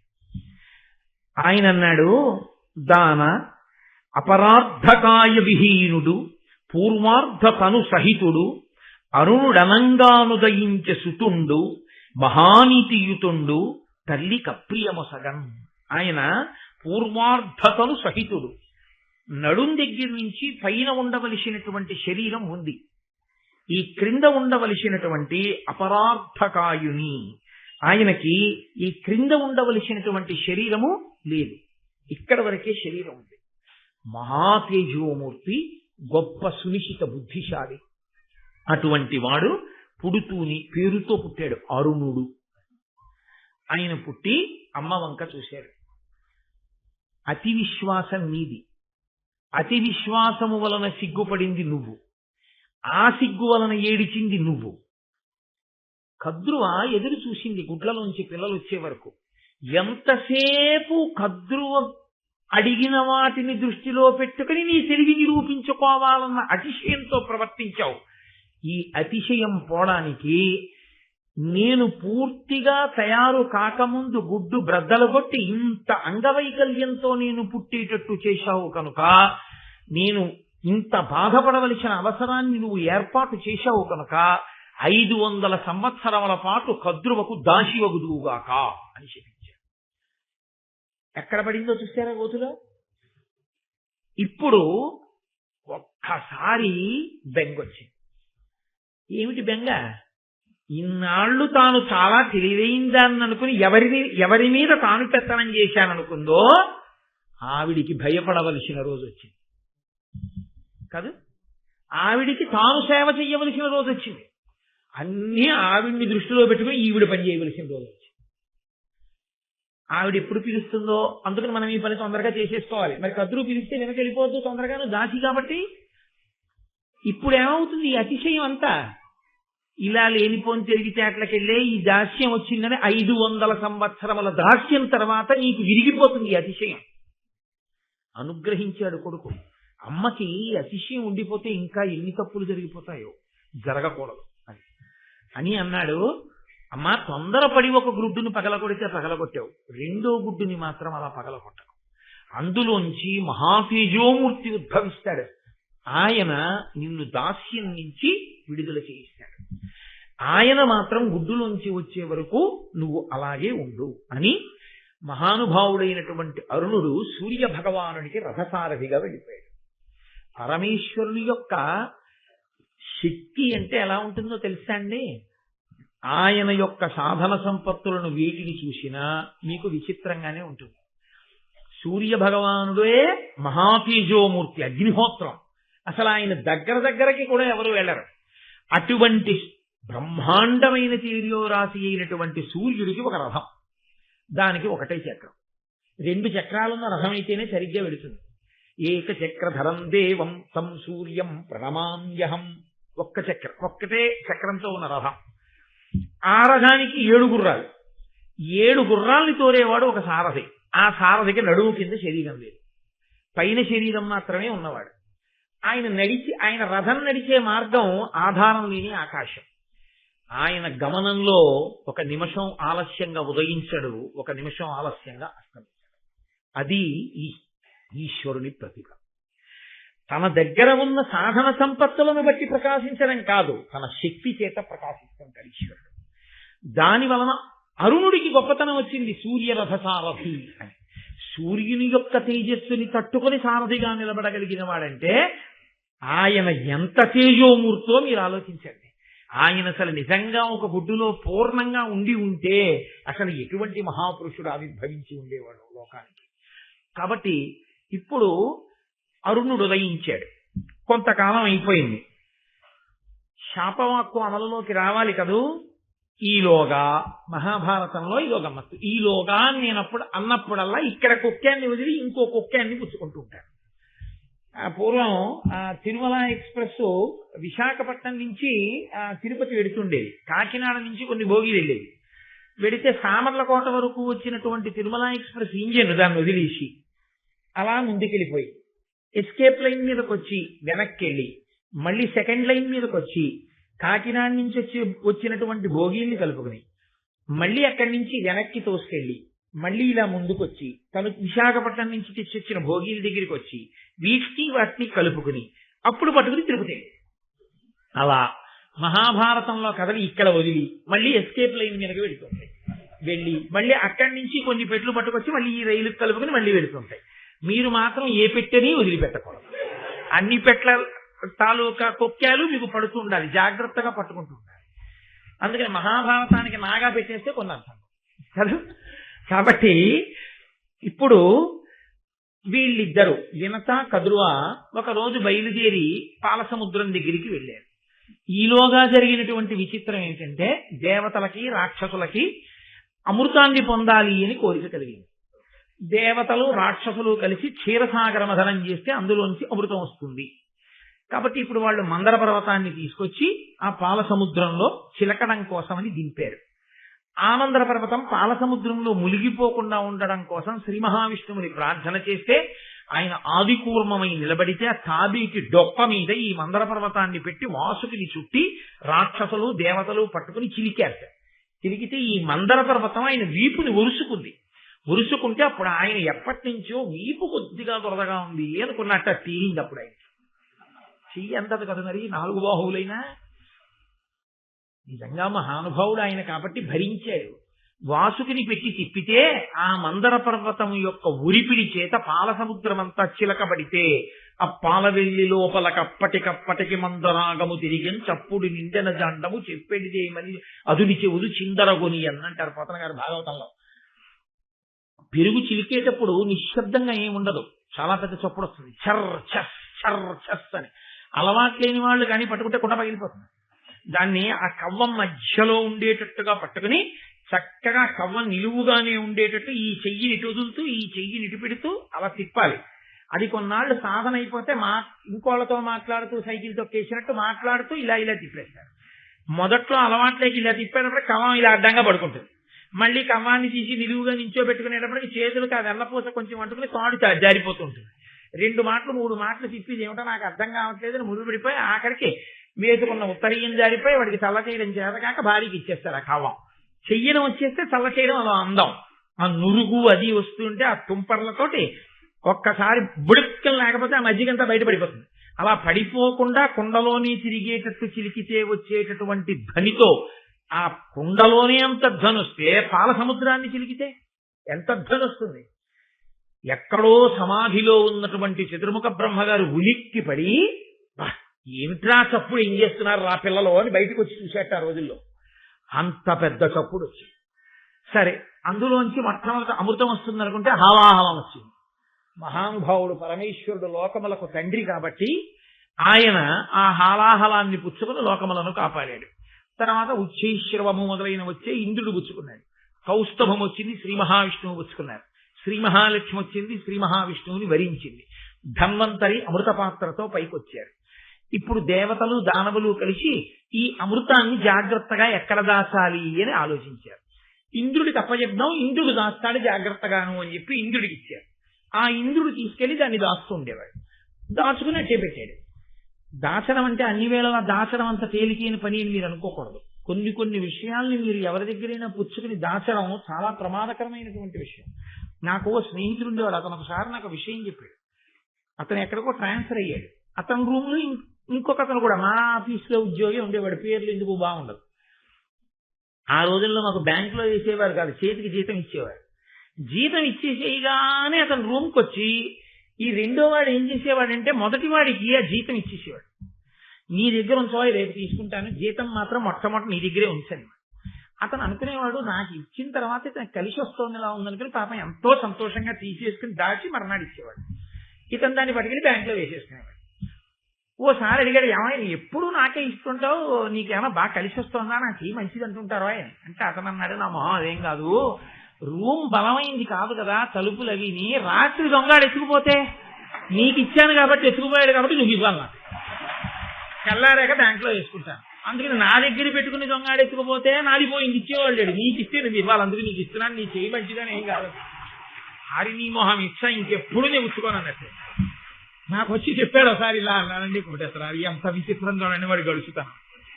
అందుకని అన్ని వేళలా దాచడం అంటే అంత తేలిక అని మీరు అనుకోకండి. దాచడం అనేటప్పటికీ 1000 కళ్ళతో దాన్ని కాసుకుంటూ ఉండాలి. అది తనొక్కడి సొత్తు కాదు. దేవతలందరూ పాలసముద్రం చిలికి తీసినటువంటి అమృతం. పైగా దాన్ని ఎవడో పట్టుకుపోతే ఏమన్నా పట్టుకుపోయారండి అనడానికి ఏమి ఉండదు. అది ఎవడో తాగేశాడు అనుకోండి, గుట్టుకు వాడికి తావు పుట్టుగా ఉండవు. అదిగో కొంచెం తాగినందుకే రాహువు కేతువు పుట్టి సూర్యచంద్రులు ఇద్దరిని గ్రహిస్తున్నారు గ్రహణ కాలంలో. అది అమాంతం తాక్కూడని వాళ్ళు తాగేశారు అనుకోండి, ఎన్ని ఇబ్బందులు వస్తాయి. అసలు చచ్చిపోతారంటేనే పాపాలకు అంతు జరిగి లేకుండా చేసేస్తున్నారు. ఇక చచ్చిపోడంటే వాడి పాపాలకు అంత ఉంటుందా? కాబట్టి దాన్ని జాగ్రత్తగా అందకూడని వాడికి అందకుండా రక్షిస్తుండాలి. అంత తేలికైన విషయం ఏం కాదు. కాబట్టి ఇంద్రుడి దగ్గర అమృతం దాచారు అంటే ఇంద్రుడు చాలా సంతోషంగా దగ్గర పెట్టుకున్నాడు అని మీరు అనుకోకూడదు. పోనీ ప్రతిరోజు ఏదో ఓ గుక్కిడి తీసుకుంటుందాం, ఏదో షుగర్ ఉన్నవాడు మెంతులు తిన్నట్టంటే అలా ఏం తాగేయడానికి ఉండదు, దాన్ని అలా దాచుకుని ఉంచడమే పాపం. కాబట్టి ఏదో ఇంద్రుడు తీసుకెళ్లాడు, దాచుకున్నాడు, జాగ్రత్తగా అట్టెపెట్టాడు.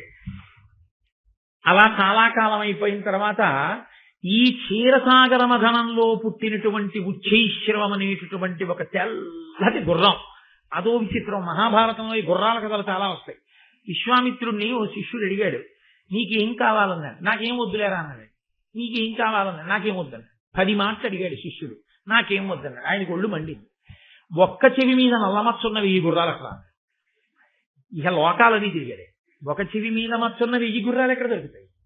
సరే, అదొక పెద్ద కథ అనుకోండి. ఇప్పుడు అప్పుడు మహాభారతంలో ఇతర పర్వాల్లో మీరు ఇందురు కానీ వాటి గురించి గురు శుశ్రూష అంటే ఎలా ఉంటుందో. కాబట్టి ఈ పాలసముద్రం ఒడ్డున మత్సలేని తెల్ల గుర్రం ఆ ఉచ్చైశ్రవం తిరుగుతోంది. తిరుగుతుండగా వినతా కదురువా విహారంగా అలా వచ్చారు. ఇప్పుడు కడుపులో మంట ఎవరికి బయలుదేరిందంటే కదురువకి బయలుదేరింది. ఎందుకు బయలుదేరిందంటే ఒక్కటే కారణం. నేను 1000 మంది పిల్లలు కావాలి అన్నాను, నా పిల్లల కన్నా బలవంతులు 2 కావాలి అంది. నాకు 500 సంవత్సరాలు పొదిగిన తరువాత అంత గొప్ప సర్పములు పుట్టే. అసలు ఇంకా పుట్టక ముందు గుడ్డు బద్దల పుడితే కింద శరీరం లేనివాడు పుడితేనే వాడు సూర్యుడికి రథసారం అయ్యాడు. అంతటి తేజస్సు ఎదురుగుండా కదండి పడుతుంది సూర్య తేజస్సు.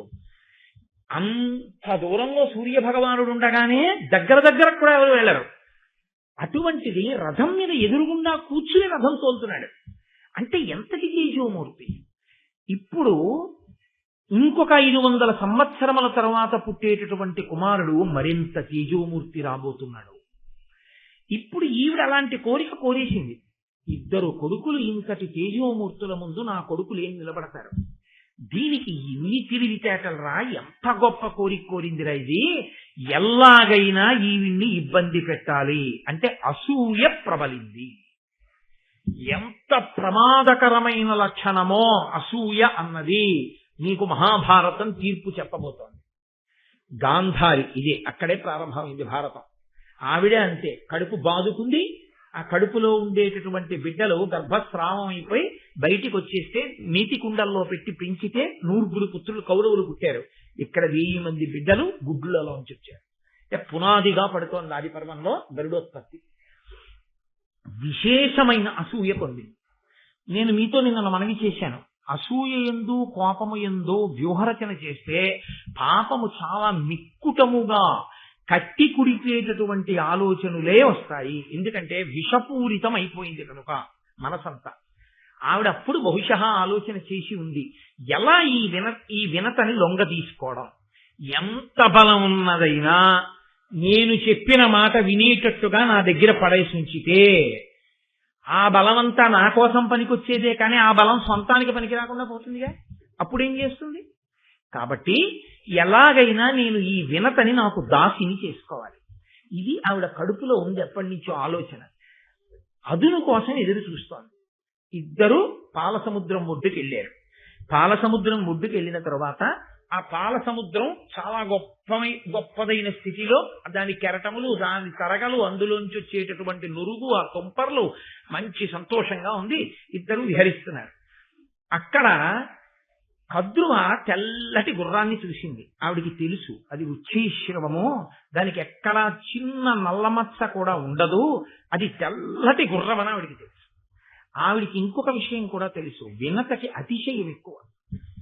తాను నమ్మినది, తాను అనుకున్నది తిరుగులేనిది అని అనుకుంటుంది. అనుకుని పప్పులో కాలేస్తుంది. ఈ బలహీనత నమ్మితే అలా ఇలా నమ్మదు, నా నమ్మకం అంత గొప్పదనుకుని నమ్మేస్తుంది. ఈ అతిశయాన్ని అడ్డు పెట్టే పడగొట్టాలి వినతని. కాబట్టి ఇప్పుడు కద్రువి ఏం చేసిందంటే, చెల్లి చూశావా, ఆ ఉచ్చైశ్రవాన్ని చూశావా, పౌర్ణమి నాడు ఉండేటటువంటి చంద్రబింబానికి నల్లమచ్చ ఎలా ఉంటుందో అంత తెల్ల గుర్రానికి తోక దగ్గరున్న నల్లమచ్చ చూశావా. వినత పక్కున నవ్వి, అక్క ఏ కన్నులతో చూస్తున్నావే అంటే, మీరు చూడండి లోకంలో ఓ మాట ఉంటుంది, అతిశయం ఉన్నవాళ్ళు ఈ కళ్ళకి పొరలు గమ్మాయిట్రా, అయితే కళ్ళు పచ్చబడ్డాయా అంటారంటే అతిశయం అన్నమాట. తను చెప్పింది కదా, అర్థమవుతల వాళ్ళకి అలా కనపట్టలేదు, పెద్ద మాట వాడేసి. ఏ కన్నులతో చూస్తున్నావే అక్క, అది మహాత్ముని యొక్క మచ్చలేని కీర్తి ఎలా ఉంటుందో అలా ఉందా తెల్లగురం. కాబట్టి నువ్వు దానికి మచ్చ ఉందంటావేంటి? తెలుసు కద్రువకి ఈ అతిశయం దగ్గరే పడిపోతుంది వినత. ఈ అతిశయంతో అవతల వాళ్ళు చేస్తున్నటువంటి పన్నాగాన్ని గమనించలేదు. గమనించకుండా అతిగా విశ్వసించి దెబ్బతింటుంది. కాబట్టి ఇప్పుడండి, మహాశ్వంబు ధవళ దేహంబునందు నల్ల కలిగిన నీవిప్పుడు నాకు దాసివగము, మరి ఎందు నల్ల లేదయ్యనేమి నీకు నే దాసినగుదు బనిదము సరు. ఆవిడ ఎంత గొప్పగా మాట్లాడిందో చూడండి. కద్రు అంటోంది, మహాశ్వంబు ధవళదేహంబునందు నల్ల కలిగిన నీవిప్పుడు నాకు దాసివగుము, మరి ఎందు నల్ల లేదయ్యనేమి నీకు నే దాసినగుదు బనిదము సరు. నిజంగా గుర్రం తోకకి కానీ నల్లగా ఉన్నదో, కద్రువా నువ్వు చెప్పిన మాట నిజం, అప్పుడు నేను నీకు 1000 ఏళ్ళు దాసీత్వం చేస్తాను, 500 సంవత్సరములు దాసీత్వం చేస్తాను. లేదా నీకు నేను దాసీత్వం చేస్తాను, 500 సంవత్సరములన్న నియమం కూడా లేదు, నేను నీకు దాసీత్వం చేస్తాను. ఒకవేళ ఆ గుర్రానికి కానీ నిజంగా తోక దగ్గర నల్లగా లేకుండా తెల్లగా ఉంటే నేను గెలిచాను కాబట్టి నువ్వు నాకు దాసివి కావాలి. పందెం వేయడం అన్న మాట మీరు ఎప్పుడైనా ఉన్నప్పుడు చూడండి, ఇది పందెం వేయి అంటారు. ఇలా మీరు చూడండి, పందెం వేయండి అనరు. లేకపోతే నమ్మి కదు పంద్యాలు ఉద్దేశాడు ధర్మరాజు గారు. ఎక్కడి నుంచి ఎక్కడి వరకు వెళ్ళిపోయింది మహాభారత కథ. కాబట్టి ఇప్పుడు పందెం వేయి అంటే అనగానే లొంగిపోయింది కనుక. అలాగే నేను నీకు దాసినవుతాను, తప్పితే నువ్వు నాకు దాసివవు. నువ్వు చెప్పినట్టు గుర్రం తోక చివర నలుపు ఉన్నదో నేను నీకు దాసిని, తెల్లగా ఉన్నదో నువ్వు నాకు దాసి. ఏమిటి ఆవిడ ధైర్యం? గుర్రం తోక కాదు, గుర్రం అంతా తెల్లగా. పద చూద్దాం, దగ్గరికి వెళ్దాం. కద్రువకి తెలియదా దగ్గరకెడితే తెల్లగా ఉంటుంది గుర్రం అని? ఆవిడ లోపల కుటిలమైన ఆలోచనతో ఉంది. వినతయందు అతిశయమున్నా స్వచ్ఛమైన హృదయంతో. ఆవిడలో కుట్రలు లేవు, కుతంత్రాలు లేవు, అసూయ లేదు. కాకపోతే అతిశయ భావన ఉంది. నేను తెలివైన దాన్ని అనుకుంటూ ఉంటుంది పాపం. ఎప్పుడు నేను మంచి నిర్ణయాలు చేసుకుంటాను అనుకుంటూ ఉంటుంది. అదే బలహీనతగా పట్టుకున్నది అవతల. కాబట్టి ఇప్పుడు కద్రువంది, మళ్ళీ వినత ఇప్పుడే వెళదాం అనడానికి వీలు లేని మాట చెప్పి వెనక్కి తీసుకెళ్ళిపోవాలి. భర్తకి సేవ చెయ్యవలసిన సమయం ఆసన్నమైంది. ఎందుకంటే ఇప్పుడు ఆయన అగ్నికార్యం చేయడానికి ఇంటికి వస్తాడు స్నానం చేసి. మన ఇద్దరి కర్తవ్యం పత్నులుగా ఆయనకి కావలసినటువంటి మడినీళ్లు పెట్టడం, సమిధలు అందించడం, అగ్నిహోత్రాన్ని సిద్ధం చేయడం, అవి చేసి పెట్టాలి. మేమిద్దరం పందెం కట్టుకున్నాం, అందుకని గుర్రం తెల్లగా ఉందో నల్లగా ఉందో చూడడానికి వెళ్ళాం. నీ కర్మాన నువ్వు స్నానం చేసి బడి కట్టుకుని అగ్నిహోత్రం చేసుకోని అనకూడదుగా. మనం భర్తని అనువర్తించాలి. కాబట్టి మనం ఇంటికి వెళ్ళిపోతాం. రేపొద్దాం ఎక్కడికి పోతుంది గుర్రం? ఇక్కడే తిరుగుతుంటుంది.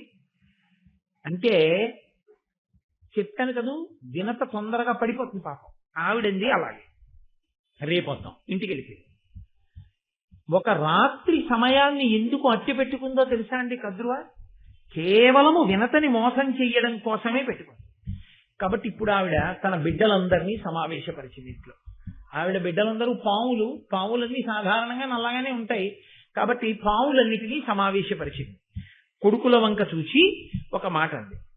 కద్రువ కొడుకుల కడకేగి ఏను మిమ్మందర వేడెదనన్నలారా, నా పంపు చేయుండు నన్ను రక్షింపుడు, కామచారులకు దుష్కరము కలదే, ఉల్ల తెల్లని తురగోత్తము వాలంబు నల్ల శశితిరేని, నాకు దాసియగు మన వినత, మీరట్లు చెయ్యని నాడు దానికి మరియేను దాసినగుదు, జంట పన్నిదంబు నరచితి మిట్లుగా అనిన పాములెల్లా, అనయ మిదియు దల్లి పలిచెనని అధర్మవు చేయంగనగునే, ఎరుకగలర మగువలెందు. ఆవిడ పిల్లల్ని పిలిచింది. గుర్రం తెల్లగా ఉంది అన్న విషయం నాకు తెలుసు, గుర్రం తోక నల్లగా ఉంది అని పందెం కాశాను వినతతో. పందెం కూడా అటువంటి పందెం, ఇటువంటి పందెం కాదు. నేను ఓడిపోతే వినతకి దాసినైపోతాను. మీరు కొడుకులు, అమ్మని రక్షించాలి. కాబట్టి మీరు ఏం చేస్తారంటే, మీలో కొంతమంది వెళ్ళి ఆ పాము తోకకి చుట్టుకుంటే ఆ పాము తోక నల్లగా కనపడదు. నల్లగా కనపడేటట్టు చుట్టుకోండి. మీరు కామరూపులు. పైగా ఏదో పాములా ఉబ్బెత్తుగా ఉండవలసిన అవసరం కూడా లేదు. తోకతో సమానంగా అయిపోయి చుట్టుకోగలరు. ఎందుకంటే చుట్టుకోగలిగినటువంటి దేహం ఉంది మీకు. ఇప్పుడు నన్ను వెళ్ళి దీనికి చుట్టుకోమన్నారు అనుకోండి, నేనేం చుట్టుకుంటాను? చుట్టుకోలేను. చుట్టుకోగలిగిన దేహం పాముది, అది చుట్టుకోగలదు ఇలా. అలా అవన్నీ సన్నగా ఉన్నట్టు చుట్టుకుని పడుకుంటే, ఏదో పైనుంచి కిందకి పడుకుని ఆ తోక కుచ్చులోకి తమ తలలు పెట్టేసాయనుకోండి, తోక నల్లగా ఉన్నట్లే కనపడుతుంది. కాబట్టి మీరు కామరూపులు. ఉపాయం కూడా చెప్పింది. మీరు వెళ్ళి ఆ గుర్రం తోక పట్టుకోండి. పట్టుకుంటే వినత నాకు దాసి అవుతుంది. ఎందుకు అసలు వినత దాసి అవ్వాలి? అసలు ఎందుకు ఆవిడ కడుపులో ఆ బాధ అంటే, నన్నయ్య గారిని చెప్పమని మీరు నేను అడగక్కర్లేదు. లోపల పట్టినటువంటి అసూయ ఆమె చేత ఆ మాటలు పలికించింది. తన బిడ్డల దగ్గరకు వెళ్ళి పనికి మాలిన మాటలు తల్లి ఎప్పుడు చెప్పినా చిట్ట చివరకది ఏమవుతుందో తెలుసా? కట్టి కుడిపేస్తుంది. నేను కొన్ని ఇళ్లలో వింటుంటాను, నువ్వు పెద్దవాడి అయిన తర్వాత నీ మేనమామని చెప్పు తీసుకు కొట్టాలంటుంటుంది ఒక అక్క చెల్లెలు. ఆవిడికి ఏదో కోపం వచ్చింది. నేను ఒకసారి కాశీ క్షేత్రంలో విన్నాను ఈ మాట. ఒక ఆవిడ మాట్లాడుతుంటే, తెల్లబోయి నోటికి అన్నం తింటున్నావా, గడ్డి తింటున్నావమ్మా, పిల్లలకి నువ్వు చెప్పుకోవలసిన నీతదే, నీ తోడ పుట్టినవాడు, మేనమామల ముద్దు మేలైన ముద్దు, తాతలకు తా ముద్దు తాను అబ్బాయి. ఇవాళ నీకు నీ అన్నదమ్ముడికి ఏదో చిన్న మాట పట్టింపు వచ్చి ఉండొచ్చు, దానికి నీ కొడుక్కి నువ్వు నేర్పే మాట అదే, నీ కొడుక్కి నువ్వు నూరిపోసేది అదే. నీ కొడుక్కి 25 ఏళ్ళు వచ్చేటప్పటికి నీ అన్నదమ్ముడికి 60 ఏళ్ల వయస్సు వస్తుంది.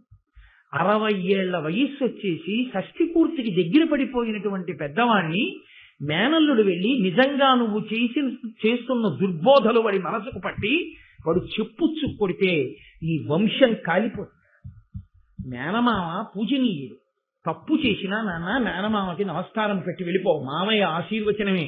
ఒకవేళ మామయ్య ఏదైనా అన్నా నీకు ఆశీర్వచనం తప్పు, మేనమామల అనుకో.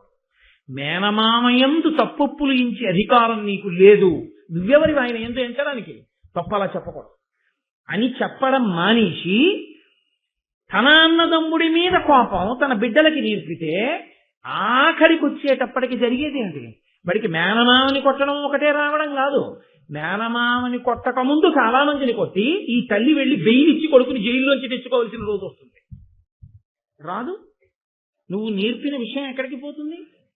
అందున మీకు నేను ఒక విషయం మనవి చేస్తున్నాను. మీరు గరుడోపాఖ్యానంలోనే ఒక గొప్ప ధర్మరహస్యాన్ని వింటారు. అమ్మ ఏం చేస్తుంటే పిల్లలు వెనక అది చేస్తారు. మీరు గమనించండి. పిల్లలకు ఉండే లక్షణం ఏంటంటే అమ్మ ఏం చేస్తే అది చేస్తారు. అమ్మ చీర కట్టుకుంటోంది అనుకోండి, వాడు మగపిల్లడమనివ్వండి ఆడపిల్లమనివ్వండి, వాడికి ఏం తెలియదు, వాడు ఆ చీర ఇలా కట్టుకునే ప్రయత్నం చేస్తాడు. అమ్మ గరిటెలు అవి పెట్టి వంట చేసుకుంటే వాడు వంటింట్లోనే ఆడుకుంటూ ఆ వంకాయలు బెండకాయలు బీరకాయలు పట్టుకుంటాడు. అమ్మ ఎక్కడికన్నా వెళుతుంటే అమ్మ నేను నీతో వచ్చేస్తానని వెంటపడతాడు. అమ్మ కాసేపు కనపడకపోతే అమ్మా అని ఏడుస్తాడు. అమ్మ ఏం చేస్తోందో అదే వాడు చేస్తాడు తప్ప అసలు అమ్మని విడిచి ఇంకొకటి చేద్దామని పిల్లలు అనుకోరు. వాడికి సినిమా అర్థమైందా అర్థం లేదా వేరే విషయం, కానీ వాడు అమ్మతో సినిమాకి వెళ్ళిపోతాడు. ఆ తర్వాత ముందు వెనక కూర్చున్న వాళ్ళ ప్రారంభం వేరు విషయం అనుకోండి, నేను దాని గురించి చెప్పను. కాబట్టి పిల్లలకుండే లక్షణం ఏమిటంటే వాళ్ళకి సమస్తమైన సుఖము అమ్మయే. వాళ్ళ అమ్మ అనుకరిస్తారు. పైగా 1,000,000 మంది చెప్పిన మాట ఒకెత్తు, అమ్మ చెప్పిన మాట ఒకెత్తు. మీరు ఎప్పుడైనా పిల్లల్ని గమనించండి. మీరు 1000 మాటలు భారతమాతకు జేజేలు అని చెప్పారనుకోండి, వాడికి అమ్మ ఏం దిక్కుమాలిం దేశం రా, నువ్వు ఇండియాలో ఉండకూడదురా, నువ్వు అమెరికా వెళ్ళిపోవాలరా, ఏం అమెరికా రా, ఏమి గొప్ప దేశం రా, చిచి చిచి చిచి చిచి ఏం దేశం రా నేర్పింది అనుకోండి అమ్మ, వాడొక్క నాటికి భారతమాతకు జేజేలు అండు. చిచి చిచి చిచి ఏం దేశం అంటారు. అమ్మ 1,000,000 మంది వచ్చి అమెరికా సుసంపన్నమైన దేశం, అక్కడికి వెళ్ళిపోరా, అక్కడ బతకాలు రాని 1,000,000 మంది చెప్పనివ్వండి, ఎందుకురా నీకు అమెరికా? ఈ దేశం, ఈ జాతి, ఈ గంగ, ఈ నీరు, ఈ ఆవులు, ఈ దూడలు, ఈ పౌర్ణమి, ఈ చంద్రుడు, ఈ కొండలు, ఈ ఇల్లు, ఈ అనుబంధాలు నీకు వస్తాయిరా అందనుకోండి. 1,000,000 మంది చెప్పనివ్వండి, నాకెందుకండి అమెరికా అంటే. అమ్మ చెప్పినదేదో అదే బుర్రకెక్కుతుంది, అంతే ధర్మశాస్త్రం. అందుకే తల్లి బిడ్డలకి చెప్పేటప్పుడు చాలా పరిణతితో చెప్పవలసి ఉంటుంది. మీరు అందుకే లోకంలో చూడండి, నేను చెప్పే మాటలు పరమ యథార్థాలు మాట్లాడుతున్నాను, ఉబుసుపోని మాటలు నేను మాట్లాడటం లేదు.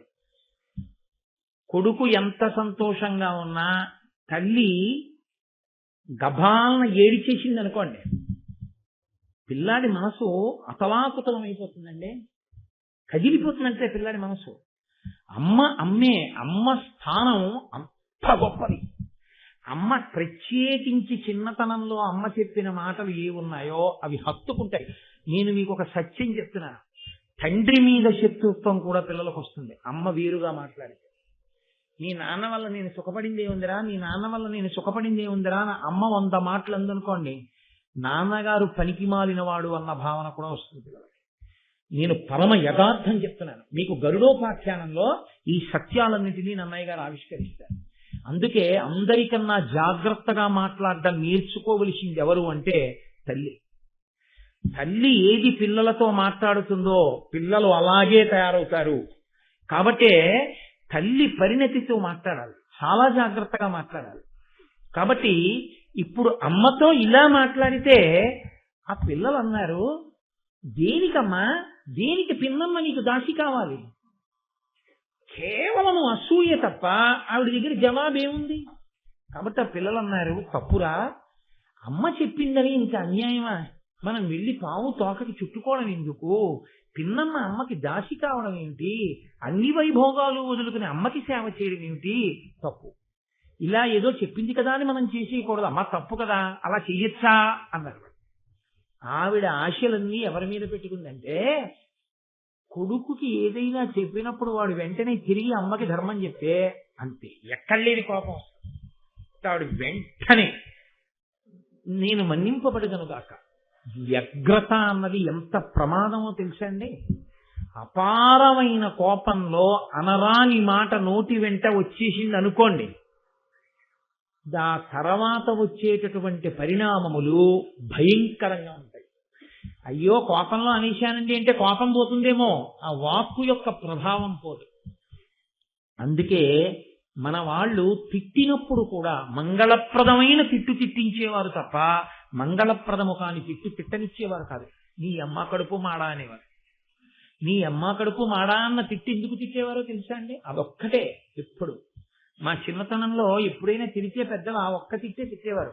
నీ అమ్మ కడుపు మాడా అన్న మాటకు అర్థం ఏమిటంటే, నీ అమ్మ కడుపున నీలాగే అనేక మంది బిడ్డలు ప్రసవించి నీ అమ్మ పథ్యం చేసి కడుపు కాలుతున్నా పిల్లలకి పాలిచ్చి అనేక మంది పిల్లలకు తల్లి అయి అందరూ దీర్ఘాయుష్మంతులై నువ్వు మీ పిల్లలు అమ్మ నాన్న సుఖముగా ఉండెదరుగాక ఆశీస్పూర్వకమైనటువంటి తిట్లే తప్ప తిట్టులో కూడా పొరపాటున కూడా వ్యగ్రతతో వాక్కునందు వ్యగ్రత దుష్పరిణామములకు దారి తీసేటట్టుగా నోటి వెంట మాట మాట్లాడడం అన్నది లేదు.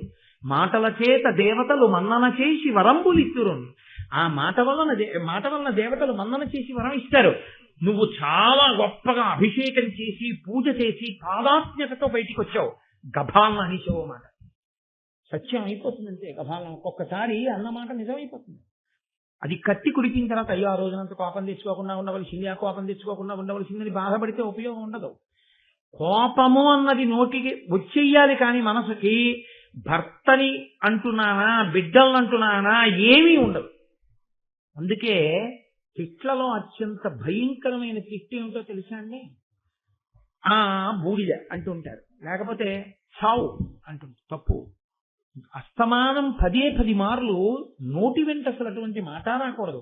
ఇంట్లో అటువంటి మాట అసలు అనకూడదు. పసిపిల్లల్ని అనునయించి మాట్లాడడంలో కొన్ని ఇళ్లలో ఎంత మంగళకరమైనటువంటి మాటలు ఉంటాయో కొంతమంది పెద్దవాళ్ల నోటి వెంట అంత అమంగళకరమైన మాటలు పిల్లలను ఉద్దేశించి మాట్లాడతారు. అలా ఉండకూడదు వాక్కు. ఆ కోపం అవధి లేకుండా పుట్టింది ఎక్కడి నుంచి? అసూయలో నుంచి. నేను మీతో మనవి చేశాను కదా, చెట్టు తొర్రలో అగ్గి రాజుకోవడం మొదలవ్వాలి కానీ ఎంత పచ్చని చెట్టు కాలిపోతుంది. అసూయలోంచి అపారమైన కోపం వచ్చింది.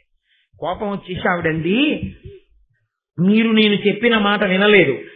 అనుపమముగా జనమేజయుడను జనపతి సేయు సర్పయాగ నిమిత్తంబున పాములు పంచత్వము సనియడు అని ఉరగములకు శాపం విచ్చెన్. జనమేజయుడనేటటువంటి రాజు చేసేటటువంటి సర్పయాగంలో ఈ పాములన్నీ పడి కాలి చచ్చిపోవునుగాక. ఎంత కష్టపడి వరాలు కోరి కంది పిల్లల్ని, ఆ పిల్లలు తన మాట వినలేదని నాది తప్ప పిల్లలది తప్ప అని విచారణ చేసి ఉంటే శహబాష్ ఎంత గొప్ప పిల్లలు అని, ఒరే మీ ధార్మికతకి మెచ్చుకుంటున్నాను, మీరు 10 కాలాలకి ఇలాగే ఉండండి అని గబగబా వినత దగ్గరికి వెళ్ళి, వినత నేను అసూయతో ఈ మాట చెప్పాను, లేదు ఆ గుర్రం తెలిపి నన్ను మన్నించమ్మా ఒక్క మాట అనగలిగి ఉంటే ఈ ఆఖ్యానం ఇంకొక రకంగా ఉండేది. ఆ 2 మాటలు అనడం చేత కాలేదు, అసూయే నిలబడింది. అంతే, తన బిడ్డలు చనిపోవాలని తానే శాపం. ఇదే గాంధారీ ధృతరాష్ట్రుల యందు ప్రవేశించినటువంటి అసూయ. పిల్లలకి ఇలాగే దుర్బుద్ధులు చెప్పి దుర్యోధన దుశ్శాసనాదుల్ని పెంచి పోషించి తన బిడ్డలు తన వంశం నశించేటట్టు ధృతరాష్ట్రుడు గాంధారీ చేసుకున్నారు. ఆది పర్వంలో మిగిలిన మహాభారతానికి పునాది అని నేను మీకు మనవి చేశాను. ఆ మహాభారతానికి ఇది పునాది అయితే మన కుటుంబాల యొక్క వృద్ధికి, మన కుటుంబాల యొక్క ఇంకొక స్థితికి కూడా మనలో ఉండకూడని ఏ గుణము మనం పరిశీలించవలసి ఉంటుందో, దేని వలన చెట్లు పచ్చగా ఉంటాయో, దేని వలన పచ్చని చెట్లు కాలిపోతాయో మనకి మహాభారతం నిర్దేశిస్తుంది. కాబట్టి అంత పెద్ద శాపవాక్యాన్ని విడిచిపెట్టేసింది. ఇంత పెద్ద శాపవాక్యాన్ని విడిచిపెడితే పావులన్నీ కలవరపడ్డాయి. అయ్య బాబోయ్ ఇదేమిట్రా ఇంత పెద్ద వాక్యం విడిచిపెట్టేసిందమ్మా అమ్మ శాపానికి కానీ మనం వశులం అయిపోయామా చచ్చిపోతాం. కాబట్టి అమ్మ మాట విందామా, ధర్మానికి కట్టుబడదామా? బతకడం కోసం అమ్మ మాటే విందాం. నేను మీతో మనవి చేశాను కదా, అమ్మ మాట ఎంత దూరమైనా తీసుకెడుతుంది. గాంధారి మాట ఎంత దూరమైనా తీసుకెళ్ళింది మహాభారతాన్ని. అందుకని కర్కోటకుడు మొదలైన పాములు వెళ్లి సన్నగా ఉండేటటువంటి తీగలలా ఆ ఉచ్చైశ్రము యొక్క తోక నల్లగా ఉండేటట్టుగా చుట్టుకున్నాయి. మరునాడు వినతని తీసుకుని కదురువ ఆ ఉచ్చైశ్రమం ఉండేటటువంటి దగ్గరగా వెళ్ళి, అదిగో తోక నల్లగా ఉంది కాబట్టి నువ్వు ఓడిపోయావు అంటే వెర్రి వినత అంగీకరించిన ఉత్తర క్షణం నుంచి వినత కదురువకు దాసి అయిపోయింది. ఇక తాను సంతోషంగా ఉండడం అన్నది ఏమైనా ఉంటుందా? ఇహ లేదు. ఒకే ఒక్క అతి విశ్వాసముతో పందెమన్న మాట దాకా వెళ్ళిపోవడం. అయిన దానికి కాంజానికి పందాలు ఎందుకండి? అప్పటి నుంచి ఇప్పటి వరకు ఈ బెట్టింగులు జీవితాలని పాడు చేస్తూనే ఉన్నాయి కదా. ఇప్పటికీ ఎప్పటికీ కొంతమంది జీవితాలనే పాడు చేసేసి ఎన్ని చోట్ల ఎంతంత స్థితికి వెళ్ళిపోయాయో. అందుకే మహాభారతాన్ని పిల్లలకి వినిపిస్తే పిల్లలు ఎలా బ్రతకాలో అర్థం అవుతుంది. కానీ మన దురదృష్టం ఏంటంటే మహాభారతాన్ని పిల్లలకి వినిపిస్తే వాళ్ళకి ఏదో మౌఢ్యం వచ్చేస్తుందని మనం నమ్మి మనం పిల్లలకి భారతం చెప్పలేము. పిల్లలకి ఎక్కడి నుంచి వస్తుంది సంస్కారం రమ్మంటే, ఎక్కడి నుంచి వస్తుంది పరిణితి రమ్మంటే? నన్నయ్య గారి భారతంలోంచి గట్టిగా ఓ 10 పద్యాలు ఏవి? అక్కర్లేనటువంటి పద్యాలన్నీ, పిచ్చి పిచ్చి పాఠాలన్నీ ఇవాళ పాఠ్యాంశాలుగా ఉన్నాయి. ఏవి పనికొచ్చి నీతులు ఎక్కడున్నాయి? సంస్కారము లేని చదువు ఎవరిని ఉద్ధరించడానికి పనికొస్తుంది కనుక.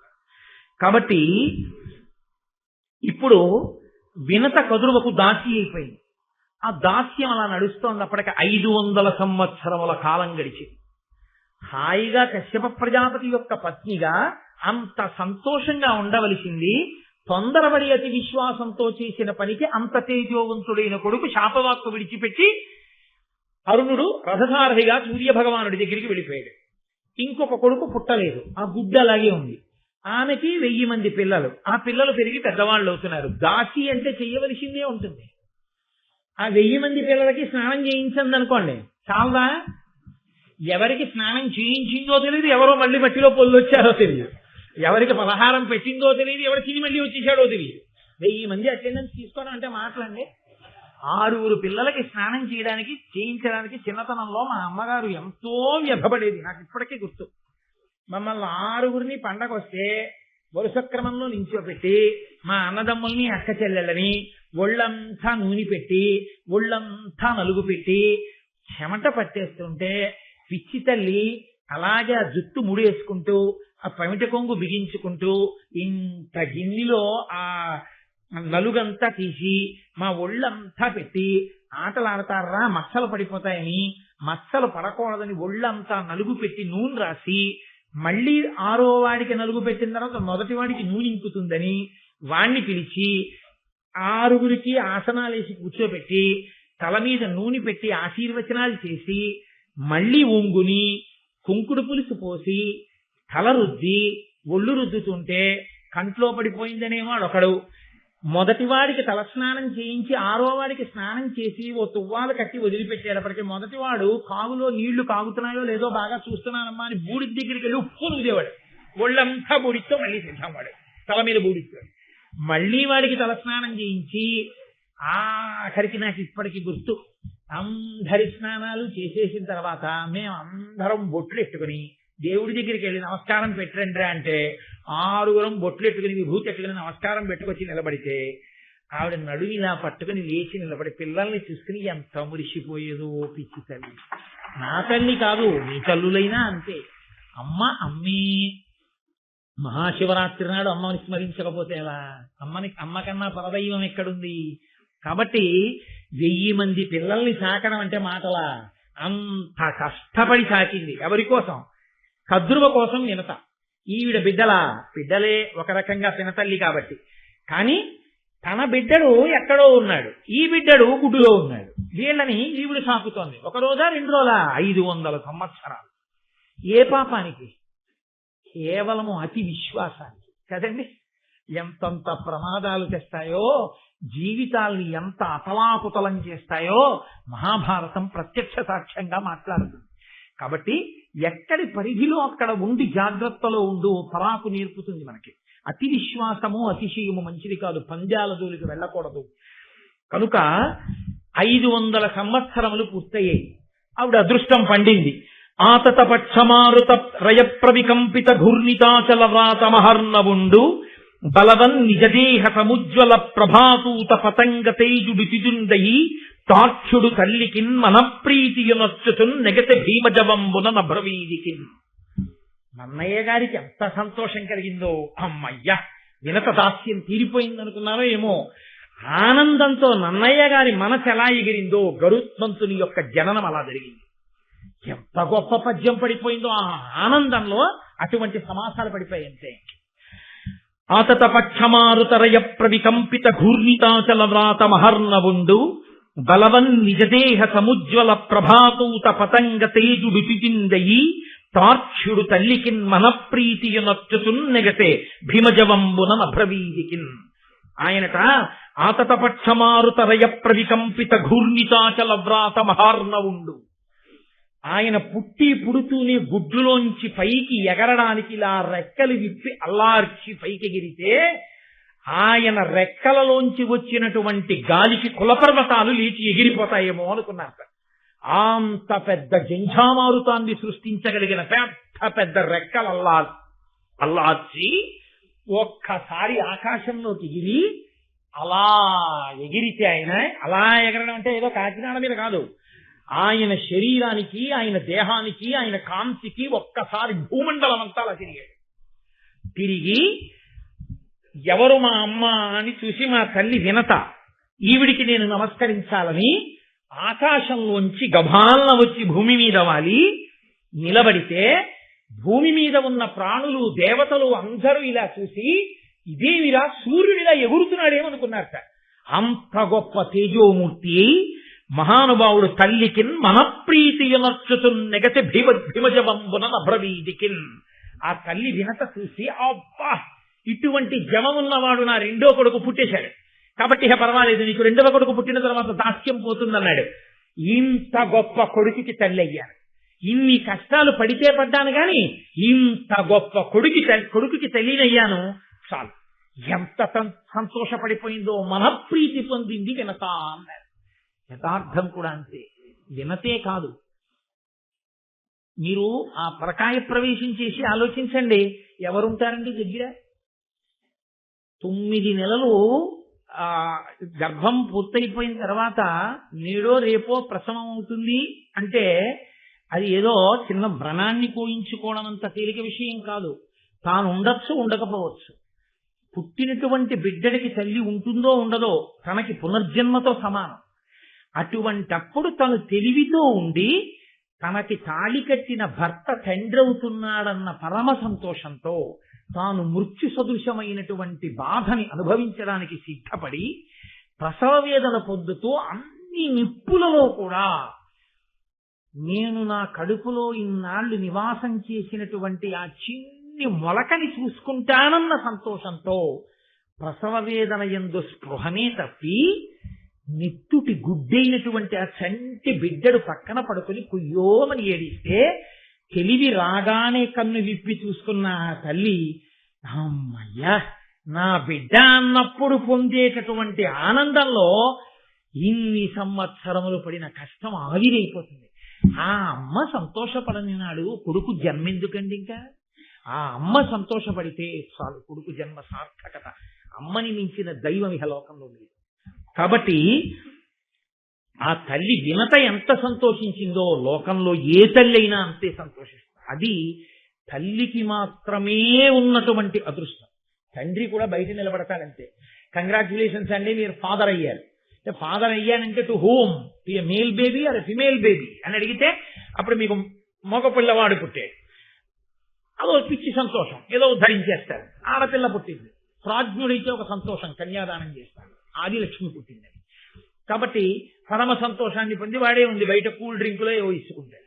కానీ ఈవిడ పిచ్చి తల్లికి ఎన్ని మెట్లంటే బిడ్డల్ని చూసుకుని ఒక సంతోషం, వాడిని తడిని చూసుకుని ఒక సంతోషం, వాడి పుట్టుమచ్చలు చూసుకుని ఒక సంతోషం, వాడి జుత్తు నొక్కులుగా ఉంటే మా ఆయన జుత్తని సంతోషం, చేతులు పొడుగ్గా ఉంటే మా నాన్నగారి చేతులని సంతోషం, కళ్ళు అందంగా ఉంటే నా కళ్ళే వచ్చాయని సంతోషం, బుగ్గలు చూసి మా అమ్మ బుగ్గలని సంతోషం, వేళ్లు చూసుకుని మా అత్తగారి వేళ్ళని సంతోషం. ఇన్ని పోలికలు పోల్చుకుని ఇంత బాధ మర్చిపోయి అంత సంతోషపడిపోయి ఆ భర్త లోపలికి వచ్చి ఆ పిల్లాన్ని చూసుకుంటున్నప్పుడు భర్త కళ్ళల్లో మెరుపు చూసి తాను ఎంత మురిసిపోతుందో. అందుకు కదండి అసలు ఆడదాని వల్లరా నెలకో వర్షం, వాళ్ళ వల్లరా నువ్వు బతుకుతున్నావని శాస్త్రం. పరమ యథార్థం. నిజంగా అటువంటి ఆడదాన్ని ఖేద పెట్టడం, అటువంటి ఆడదాని మీద పరిహాసం చేయడం ధర్మశాస్త్రంలో లేదు. మన ప్రారంభం కొద్దీ అక్కర్లేని పశ్చిమ దేశాల సంస్కృతిని దిగుమతి చేసుకుని ఇంత హేయమైన రీతిలో ఇవాళ మనం సరే మిగిలిన విషయాలు నాకెందుకు కానీ పవిత్రమైన మాటలు చాలు. మహాశివరాత్రి పూట ఇతర ఇంకొక కోణం నాకెందుకు. కాబట్టి ఆ మహానుభావుట ఇంతటి తేజోవంతుడై మా నాన్నగారు ఎక్కడా అని అడగలేదుట. ఆయన అంత వేగంగా ఆకాశంలో వెళ్ళిపోతుంటే దారుణ కల్పాంత మరుత్ప్రేరిత హవ్య వహ శిఖల పెళ్లిది అని బృందారకముని బృంద స్తుతి పోరన తానగ్ని సూక్తములతో నెసగన్. దేవతలు ఋషులు అందరూ అనుకున్నారట, ఓహో ప్రళయకాలం వచ్చేసిందిలా ఉంది, ప్రళయకాలంలో ఉండేటటువంటి అగ్నిహోత్రం వ్యాపిస్తోందన్నమాట అంతటా. అయ్య బాబోయ్ ఎంత తేజోవంతంగా ఉందోనని రక్ష చెయ్యి అని అగ్ని సూక్తములతో అగ్నిహోత్రుడు వ్యాపిస్తున్నాడని అగ్ని సూక్తములతో ప్రార్థన చేశారు. తెలుగు భారతంలో లేదు కానీ అగ్నిహోత్రుడు కనపడి చెప్తాడు, నేను కాదయ్యా గరుత్మంతుడని మహాపురుషుడు ఆవిర్భవించాడు, సుపర్ణుడు, ఆయన రెక్కలతో ఎగురుతున్నాడు, ఆయన నేను కాదని చెప్తే అప్పుడు ఆయన్ని కీర్తించాడు. ఆయనకు అంత వేగంతో ఆకాశంలో తిరిగి నా తండ్రి ఎవరనలేదు, మాతృదేవో భవ, మొదటి నమస్కారం తల్లికి. ఆ తల్లి గౌరవం తెలుసున్న వాడికి లోకంలో అన్నిటికన్నా పోయిందని ఏడవలసిన రోజు ఏదైనా ఉంటే తల్లి పోయిన రోజు ఒకటి. నాకు లేదని ఏడవలసిన రోజు ఏదైనా ఉంటే నాకు తల్లి లేదని గుర్తొచ్చినప్పుడు మాత్రమే, ఇంకా దేనికి ఏడవక్కర్లేదు. మళ్ళీ అలా ఏడవలసిన రోజు రాకూడదు పురుషుడి జీవితంలో. మళ్ళీ తల్లి స్థానంలో తల్లి స్థానంగా నిలబడి అనునయించగలిగిన ఏకైక వ్యక్తి పత్ని. ఆమె వెళ్ళిపోయిన నాడిక పురుషుడంత దరిద్రుడు వేరొకడు లేడు. అందుకే అష్టదరిద్రాల్లో ఒకటిగా చెప్పారు. కాబట్టి ఆయన హరికులిషతి ఎరుగని గురుతర పక్షములతోటి కులగురివోలెన్ గరుడండు గగనగతి ఉరుతర జవమున నరుగు దించి తల్లికి మ్రొక్కెన్. ఇది నన్నయ్య గారు మన జాతికి నేర్పినటువంటి పాఠం.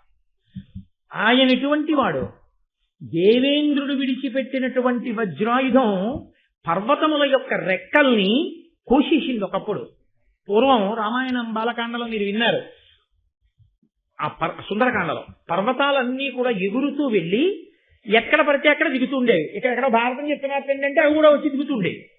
అవి వచ్చి దిగితే ఆ మోటార్ సైకిళ్ళు ఏమైపోవాలి, ఆ సైకిళ్ళు ఏమైపోవాలి, ఆ కార్లు ఏమైపోవాలి, ప్రజలు గగ్గోలు పెట్టేస్తున్నారని దేవేంద్రుడు ఏం చేశాడంటే పర్వతాల యొక్క పక్షములను రెక్కలన్నిటినీ తరిగేశాడు. తరిగేస్తే పర్వతాలు ఎగరకుండా ఎక్కడెక్కడో కూర్చుండిపోయి దేవేంద్రుడి చేత సరగబడడానికి సాధ్యము కానంత శక్తివంతమైన రెక్కలు కలిగిన ఒక కుల పర్వతము ఉంది. అది ఎగిరితే ఆకాశంలో ఎలా ఉంటుందో అలా ఎగిరేస్త గరుత్మంతుడు. అంటే దాని అర్థం ఏంటి? దేవేంద్రుని యొక్క వజ్రాయుధం కూడా ఆయన రెక్కకి ఉన్న ఈకని కూడా ఏమీ చేయలేదు. అంతటి మహాబలవంతుడు పుట్టాడు.